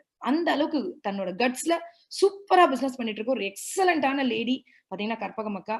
அதுக்கப்புறம் பாத்தீங்கன்னா ரவிச்சந்திரன் அப்பான்னு தான் சொல்வேன். சோ ரவிச்சந்திரன் சாரை பொறுத்த வரைக்கும் எங்களோட டீமோட யங்ஸ்டர் இவர் தான். சுறுசுறுப்பா இருப்பாரு எப்பவுமே. கிரவுண்ட் டைரக்டரா இருக்காரு. ரொம்ப ரொம்ப ஒரு எக்ஸலண்டான லீடர். அதுக்கப்புறம் மிஸ்டர் குமரவேல் சார் தாராபுரம். ரொம்ப டெடிகேஷனான லீடர். அதாவது தாராபுரத்துக்கு போகும்போது ஒரே ஒரு விஷயத்த மட்டும் தான் நான் யோசிச்சு போனேன். டிசிப்ளின் அப்படின்னா இவர்கிட்ட பார்க்கலாம். நான் தாராபுரத்துக்கு போகும்போது எதுவுமே கொண்டு போக மாட்டேங்க. என்ன மகாராணி மாதிரி வரவேத்து அந்த மீட்டிங் எடுத்து கரெக்டா நான் போகும்போது எல்லாத்தையும் பக்காவா ரெடி பண்ணி பக்காவா அனுப்பக்கூடிய ஒரு டிசிப்ளின் உள்ள ஒரு எக்ஸலண்டான லீடர் மிஸ்டர் குமரவேல் சார். அந்த உதயமூர்த்தி ரொம்ப திறமையான ஒரு பர்சன். சேலத்துல இருக்காரு. இவர் வந்து பாத்தீங்கன்னா கிரவுண்ட் டைரக்டரா இருக்காரு. சேலத்தோட ஒரு எக்ஸலண்டான லீடர். அண்ட் அகைன் வந்து பாத்தீங்கன்னா இமபூஷணம் பிரசாத். இவங்க வந்து பாத்தீங்கன்னா ஆந்திராவோட ஒரு பெரிய டீம் இவங்க தான் லீட் பண்ணிட்டு இருக்காங்க. சோ கிரவுண்ட் டைரக்டரா இருக்காங்க. திருப்பதியில இருக்காங்க. ரொம்ப எக்ஸலண்டான ஒரு லீடர். அதுக்கப்புறம் வந்து பாத்தீங்கன்னா நம்மளோட சாரி இவங்களோட பேர் வந்து ஹிமபூஷணனே போட்டுட்டாங்க. நம்ம Ramakrishna sir. Very very sorry Ramakrishna sir. Ramakrishna sir வந்து பாத்தீங்கன்னா உங்களுக்கு வந்து விஜயவாடால இருக்காங்க. ஒரு எக்ஸலண்டான ஒரு மீடியா பர்சன்ல இருந்து இங்க வந்து ரொம்ப சக்சஸ்ஃபுல்லா ரொம்ப எக்ஸலண்டா இந்த பிசினஸ் ரன் பண்ணிட்டு இருக்காரு. Thank you so much sir. And வந்து பாத்தீங்கன்னா மிஸ்டர் துர்கா ஸ்ரீனிவாசு, இவர் வந்து பாத்தீங்கன்னா காக்கிநாடால இருக்காரு. கிரவுண்ட் டைரக்டரா இருக்காரு. Thank you so much. And Krishna Reddy Tirupati crown director. Thank you so much. And Inbaraja Sasikala madam டெடிகேஷனான husband and wife and crown டைரக்டரா இருக்காங்க சென்னை. அண்ட் பாத்தீங்கன்னா கிருஷ்ணகிரியோட ஒரு பெரிய டீமோட லீடரா இருக்கிற மிஸ்டர் சிவகுமார் சார். ஒரு ரொம்ப எனர்ஜெட்டிக்கான ஒரு பர்சன் இவரு. சோ அதுக்கப்புறம் நம்மளோட மோகன் ஜெயலட்சுமி மேம் கிருஷ்ணகிரியில இருக்காங்க. ரொம்ப சக்சஸ்ஃபுல் லீடர். அண்ட் தென்றல் மகேஷ். தென்றல் மேம் வந்து இந்த பிசினஸ் சூப்பரா பண்ணிட்டு இருக்காங்க. தென்றல் மகேஷ் அவங்க வந்து பாத்தீங்கன்னா கிருஷ்ணகிரி கிரவுண்ட் டைரக்டரா இருக்காங்க. அண்ட் வந்து பாத்தீங்கன்னா சேகர்வேல் சித்ரா மேம் நம்ம ரூபன் சார் டீம்ல இருக்கக்கூடியவங்க. திருச்சியில இருக்கக்கூடிய என்னோட கிரவுண்ட் டைரக்டர். அண்ட் சென்னையில இருக்கக்கூடிய மிஸ்டர் ரதா ரவிகாந்த் இவங்க ஒன் ஆஃப் த பில்லரா இருக்காங்க. அண்ட் மகாலட்சுமி பாத்தீங்கன்னா கிரவுண்ட் டைரக்டர் இப்பதான் கிரவுண்ட் டைரக்டர் ஆனாங்க. ஒரு ரொம்ப எனர்ஜெட்டிக்கான ஒரு எக்ஸலண்டான லேடி. அண்ட் வினோதினி மேடம் இப்ப புதுசா கிரவுண்ட் ஆகி ரொம்ப சக்சஸ்ஃபுல்லா பண்ணிட்டு இருக்காங்க. அதே மாதிரி என்னோட ஃபர்ஸ்ட் ஜாயினிங் என்னோட பிரதர். நான் சொன்னேன் இல்லையா என்னோட ஃபர்ஸ்ட் ஜாயினிங் நான் சொன்ன உடனே எஸ் சொல்லிட்டு சைன் போட்டது எங்க 2 பேர் தான். என்னோட பிரதர் அண்ட் என்னோட ஹஸ்பண்டோட தம்பி ஒய்ஃப் வேல்விழி. இவங்க 2 பேருமே வந்து பாத்தீங்கன்னா இன்னைக்கு ஒரு டைமண்ட் டைரக்டரா ரொம்ப சக்சஸ்ஃபுல்லா இந்த பிசினஸ் பண்ணிட்டு இருக்காங்க. சோ அதுக்கப்புறமா வந்து பாத்தீங்கன்னா என்னோட ரொம்ப டியரஸ்ட் ஃப்ரெண்டு பாத்தீங்கன்னா என்னோட சொன்ன உடனே அண்ணா எனக்காக நான் அப்படின்னு சொன்னோன்னா உடனே வந்து கேஷ் எடுத்து கொடுத்து அவங்களோட பாமா வந்து என்னோட அனுப்பி என்னோட பிசினஸ் பண்ண வச்ச ஒரு எக்ஸலண்டான லீடர் டைமண்ட் டைரக்டரா இருக்காங்க. அண்ட் அஸ்வினியா மேம் இப்ப டைமண்ட் டைரக்டர் ரொம்ப நல்லா சம்பாதிச்சிட்டு இருக்காங்க. அண்ட் நம்மளோட திருவச்சூர் டிஎல்சிபியோட ஓனர் என்னோட நல்ல ஃப்ரெண்டு இந்திரா மேம் டைமண்ட் டைரக்டரா இருக்காங்க. ஸோ அண்ட் அதுக்கப்புறம் சிவசங்கரி மேம் ஒசூர்ல இருக்காங்க. ஸோ அதுக்கப்புறமா வந்து பாத்தீங்கன்னா ரவிக்குமார் சார் அண்ட் காக்கிநாடால இருந்து. அதுக்கப்புறம் நம்மளோட Karunanidhi sir and Soundari madam இவங்க வந்து சென்னை. அதுக்கப்புறம் Rupavathi diamond director Chennai. Vasanthi ma'am diamond director Chennai. And Santosh Pandey ரொம்ப காமெடியா ரொம்ப நிறைய விஷயங்களை வந்து சின்சியரா பண்ணக்கூடிய ஒரு அற்புதமான பர்சன் சென்னையில இருக்காரு. And diamond director Subramanian sir திருப்பதியில இருக்காரு. அதுக்கப்புறம் Bhavanikumar ma'am Chennai. And Shankar sir diamond director. And அதுக்கப்புறம் வந்து பாத்தீங்கன்னா ராகுல் sir Kota. And Kottaiah sir வந்து கோட்டா. அதுக்கப்புறம் வந்து பாத்தீங்கன்னா பிரியா மேம் அதுக்கப்புறம் வாசவி மேம் இவங்க எல்லாம் வந்து பாத்தீங்கன்னா காக்கிநாடா கோட்டால இருக்காங்க. அமர்நாத் சார் நாயுடுபேட்டா. அண்ட் வந்து பாத்தீங்கன்னா வைத்தியநாதன் சார் மேச்சேரி. அண்ட் நம்மள Balakrishna sir Chennai. And Ramachandran sir Palacode. தாராபுரத்துல இருந்து Duraisamy sir, Saravanan sir, and Bhaskar sir, and Mariappan sir. இன்னைக்கு என்னோட பில்லர்ஸா நிறைய பேர் இருக்காங்க. ஸோ அந்த வந்து பாத்தீங்கன்னா ஒரு போட்டோ நான் மிஸ் பண்ணிட்டேன், ரொம்ப சாரி. பவானி மேடம் வந்து பாத்தீங்கன்னா கோயம்புத்தூர்ல இருந்து, ரொம்ப ரொம்ப சாரி மேடம், இருந்துச்சு ஒரு போட்டோ எப்படி மிஸ் பண்ணன்னு தெரியல, ரொம்ப சாரி. ஸோ பவானி மேடம் கோயம்புத்தூர்ல இருந்து, ஸோ அவங்களும் இப்ப டைமண்ட் டைரக்டரா இருக்காங்க. ஸோ என்னோட கார், நான் ஒரு 3 கார்கள் இன்னைக்கு வச்சிருக்கேன். அது மட்டும் இல்லாம என்னோட டீம்ல வந்து நிறைய பேர் கார்கள் வாங்கியிருக்காங்க. ஸோ அவங்களோட போட்டோஸ். என்னோட ரியல் ஹீரோங்க. தாமரையோட தண்ணியோட உயரம் எவ்வளவோ தாமரையோட உயரம் அவ்வளவு அப்படின்னு சொல்லுவாங்கல்ல. இன்னைக்கு நான் தாமரையா உயர்ந்து நிறைய பேருக்கு தெரியுறேன்னா தண்ணியா இருந்து என்ன உயர்த்துற ஒரு அற்புதமான மனிதர்.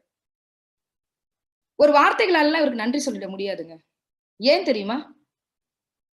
ஒரு பெண் பிசினஸ் பண்ணும்போது கணவரா எவ்வளவு சாக்ரிஃபைஸ் பண்ணணும் தெரியுமா? ஒவ்வொரு விஷயங்களும் காலைல ஏஞ்ச உடனே பாத்தீங்கன்னா ஃபேஸ் வாஷ் பண்ணிட்டு பாத்தீங்கன்னா டக்குன்னு வந்து ஒரு செல்போன் எடுத்துட்டு உட்கார்ந்துருவாங்க. எல்லா விதத்திலயும் எல்லா இடத்துலயும் என்ன அட்ஜஸ்ட் பண்ணி என்ன பாத்துக்கிறதுனால தான், இந்த ஹீரோ இருக்கிறதுனால தான் நான் ஹீரோயினியா இருக்கேன். ஃப்ரெண்ட்ஸ், நிறைய ஜென்ஸ் உங்க லேடிஸ்க்கு தயவு செய்து இந்த பிசினஸ் பண்ண சப்போர்ட் பண்ணுங்க. உங்களை ஹீரோ ஆக்கி காமிப்பாங்க, அவங்க ஹீரோயினாவும் மாறுவாங்க. சோ என்னோட ஹீரோ, நான் இன்னைக்கு மனசார அவருக்கு தேங்க்ஸ் சொல்றேன். அண்ட் என்னோட காட்ஃபாதர் கௌதம் பாலி சார், இவங்க எனக்கு இனிஷியலா கொடுத்த ஒரு சில விஷயங்கள் தான் இன்னைக்கு நான் வந்து ரொம்ப சக்சஸ்ஃபுல்லா இருக்கிறதுக்கு காரணமா இருக்கேன். இன்னைக்கு என்னோட மென்டர் டாக்டர் RS ராஜன் சாரை பத்தி சொல்லணும் அப்படின்னா, இனிஷியல் டேஸ்ல விக்டோரியான்னு ஒருத்தவங்க இருக்காங்க, நல்லா பண்றாங்கன்னு இவருக்கு சொல்லிட்டே இருப்பாங்க இல்லையா, அதை சொல்றதை கேட்டுதான் நான் அந்த பூரிப்புல தான் வளர்ந்தேன். இன்னைக்கு வரைக்கும் ஒரு நல்ல ஒரு அப்ளைனா நிறைய விஷயங்களை என்ன கைட் பண்ணி, நான் எந்த இடத்துல தப்பு பண்றேன், எந்த இடத்துல சரியா பண்றேன் அப்படின்னு சொல்றது மட்டும் இல்ல, இவரை பார்த்து நான் பிரமிக்கிற விஷயம் என்ன தெரியுங்களா? இவரோட உழைப்பு. ஒரு நிமிடம் கூட இவர்கிட்ட ரெஸ்டே பார்க்க முடியாதுங்க. எவ்வளவு தூரம் கார் ஓட்டிட்டு வந்தாலும் மீட்டிங் அவ்வளவு சிறப்பா பண்ணுவாரு, அவ்வளவு எனர்ஜியா பண்ணுவாரு. அது மட்டும் இல்லங்க, ஒரு நாள் கூட சார் கிட்ட இருந்து தான் நான் கத்துக்கிட்டேன். ஒரு நாள் கூட வெஸ்டீஜை வந்து தவறாம செய்யணும்ன்றத ராஜன் சார் தான் நான் கத்துக்கிட்டேன். ஒரு அற்புதமான பர்சன். இன்னைக்கு வந்து பாத்தீங்கன்னா இவர் நமக்கெல்லாம் மென்டரா இருக்கிறது ரொம்ப நம்ம பிளஸ்டுங்க. ஏன்னா நிறைய பேர் மென்டர்னு சொல்லுவாங்க, ஆனா என்ன செய்வாங்க அப்படின்றது தெரியாது. ஆனா இன்னைக்கு ஒவ்வொருத்தருக்கும் மென்டர்ஷிப் பண்ணிட்டு இருக்காரு. எந்த லெவல்ல யார் இருந்தாலும் அவங்க கூட பேசுவாரு. அது மட்டும் இல்ல, இன்னைக்கு நம்ம இனிஷியலா செய்யற எல்லா விஷயங்களையும் அவர் கூட இருந்து செஞ்சுக்கிட்டு இருக்காரு. அவர் ஒரு CNTல இருந்து வெபினார்ல இருந்து அத்தனை விஷயங்களுமே அந்த மாதிரி பார்த்து ஒவ்வொருத்தருக்கும் போய் ரீச் ஆகணும் எல்லாமே அப்படின்னு நினைக்கிற ஒரு உன்னதமான மனிதர். உங்க எல்லாருக்கும் தேங்க்ஸ் சொல்றேன். Thanks to Vestige management. Vestige மேனேஜ்மெண்ட்ல இருக்கிற Gautam Bali sir, and Deepak sir, Kanwar sir, and Ankul Agarwal sir, and என்னோட சென்னை பிரான்ச்ல இருக்கக்கூடிய எங்களோட மேனேஜர் சதீஷ் சார். ஜென்யூனா ஏதாவது ஒரு விஷயம் இருந்தா கண்டிப்பா அதை உடனே செஞ்சு கொடுக்கக்கூடிய ஒரு அற்புதமான ஒரு மேனேஜர். அண்ட் இருக்கக்கூடிய ஒரு ஸ்டாஃப்க்கும் நான் தேங்க்ஸ் சொல்லுவாங்க. இவங்கெல்லாம் இல்லாம நாங்க இல்லைங்க. இவங்கெல்லாம் நீங்க வந்து பாத்தீங்கன்னா எங்களை மாதிரி சம்பாதிக்க முடியாது, இவங்கெல்லாம் ஒரு ஸ்டாஃப் தான். ஆனா ஸ்டாஃப் மாதிரி இல்லாம எங்க ஃபேமிலியில ஒருத்தரா எங்களுக்கு நிறைய சப்போர்ட் பண்றதுனால தான் எங்களால பண்ண முடியுது. அதே மாதிரி திருச்சியில இருக்க அரவிந்த் சார், எப்ப கேட்டாலும் எஸ் மேடம் நான் என்ன பண்ணணும்னு கேட்கிற ஒரு அற்புதமான ஒரு மேனேஜர். அந்த திருச்சியில இருக்கக்கூடிய பர்சன்ஸ், அண்ட் கேரளால இருக்கக்கூடிய ஜெனீஷ் சார், இந்த மாதிரி எல்லாருமே, பெங்களூர்ல இருக்கக்கூடிய வாசிம் சார், எல்லாருமே மிகப்பெரிய சப்போர்ட்ல தான் இருக்காங்க. அது மட்டும் இல்ல, எங்களுக்கு கிடைச்ச ட்ரைனர்ஸ். ஃபர்ஸ்ட் ஆஃப் ஆல் முதல்ல பிரவீன் சாருக்கு நான் ரொம்ப தேங்க்ஸ் சொல்றேன். பிரவீன் சாரோட எங்களோட நட்பு வந்து அரௌண்ட் ஒரு 8 இயர்ஸ் இருக்கும். இங்க உள்ள வரும்போது நான் பிரவீன் சார் பிரம்மாண்டமா அவரை பார்த்துட்டு இருக்கேன். அன்னையில இருந்து இன்னைக்கு வரைக்கும் எந்த சப்போர்ட் கேட்டாலும் உடனே எஸ் மேடம் அப்படின்னு எனக்கு ஒரு நல்ல ஒரு பிரதரா சப்போர்ட் பண்ணிட்டு இருக்க ஒரு அற்புதமான மனிதர். அதே மாதிரி அசோக் சாரை பொறுத்த வரைக்கும் சொல்லணும்னா ஒரு ட்ரைனிங் மாதிரி இன்னொரு ட்ரைனிங் இருக்காதுங்க. எப்பவுமே வந்து தன்னை வந்து வளர்த்துக்கிட்டே இருக்கணும் அப்படின்னு சொல்லி நினைக்கக்கூடிய ஒரு லீடர். இந்த மாதிரி ஒரு ட்ரைனர்ஸ் எல்லாம் கிடைச்சிருக்கிறதுனால தான் நம்ம எல்லாம் வந்து இன்னுமே நல்ல சிறப்பா இந்த பிசினஸ் பண்றோம்.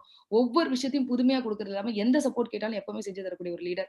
அதே மாதிரி மோகன் சார் அக்ரில வந்து அவர் வந்ததுக்கு அப்புறம் இன்னைக்கு பிசினஸ் வந்து பெரிய லெவல்ல வந்து இன்னைக்கு இம்ப்ரூவ் ஆயிட்டு இருக்கு. ரேஷ்மா மேம் இன்னைக்கு வந்து பாத்தீங்கன்னா அவங்க பியூட்டிஷியன் இதுல அந்த மாதிரி நிறைய இவங்க ட்ரைனர்ஸும் இருக்கிறதுனாலதான் நிறைய சக்சஸ்ஃபுல்லா பண்ண முடியுது. சோ அதனால வெஸ்டீஜ் மேனேஜ்மெண்ட்ல இருக்க எல்லாருக்கும் தேங்க்ஸ் சொல்றேன். இன்னைக்கு என்னோட பொருளாதாரம் மிகப்பெரிய லெவல்ல வளர்ந்திருக்கு.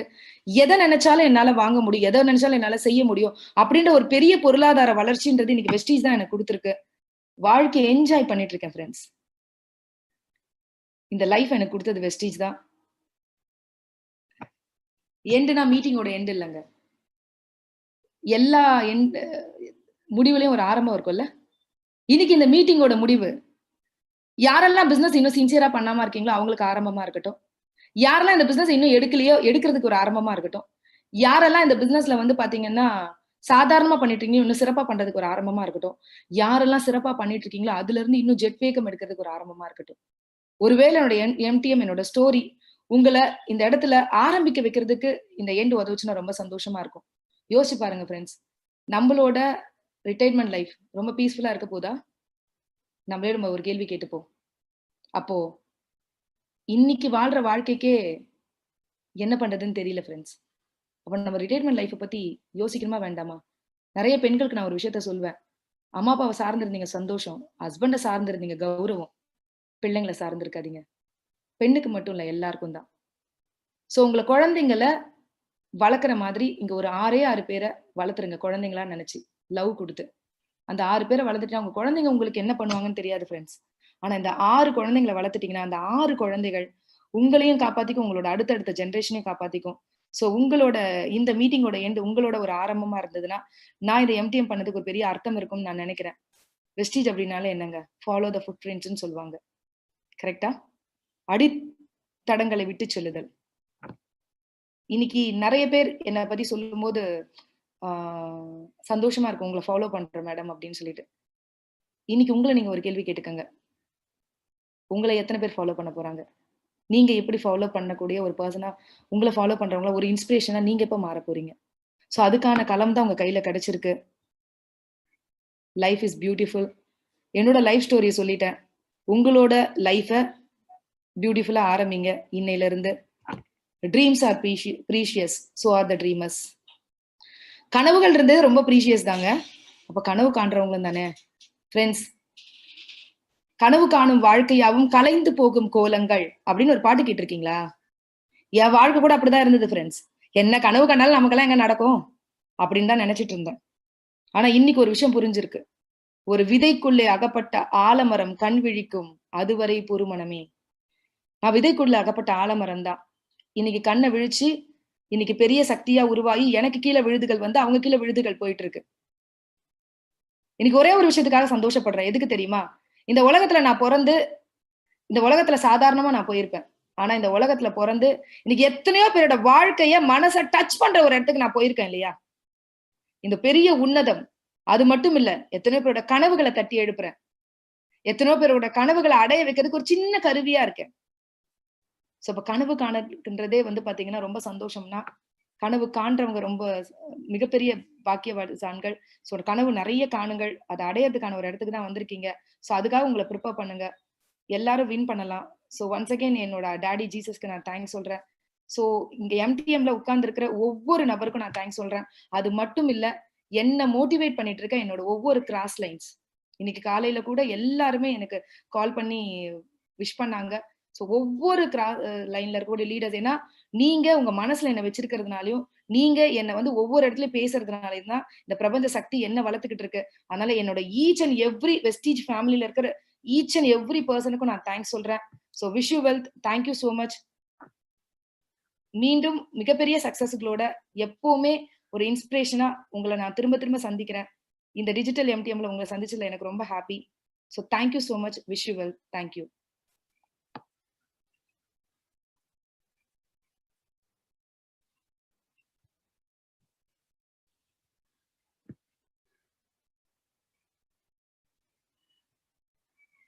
Ashok sir, Ashok sir.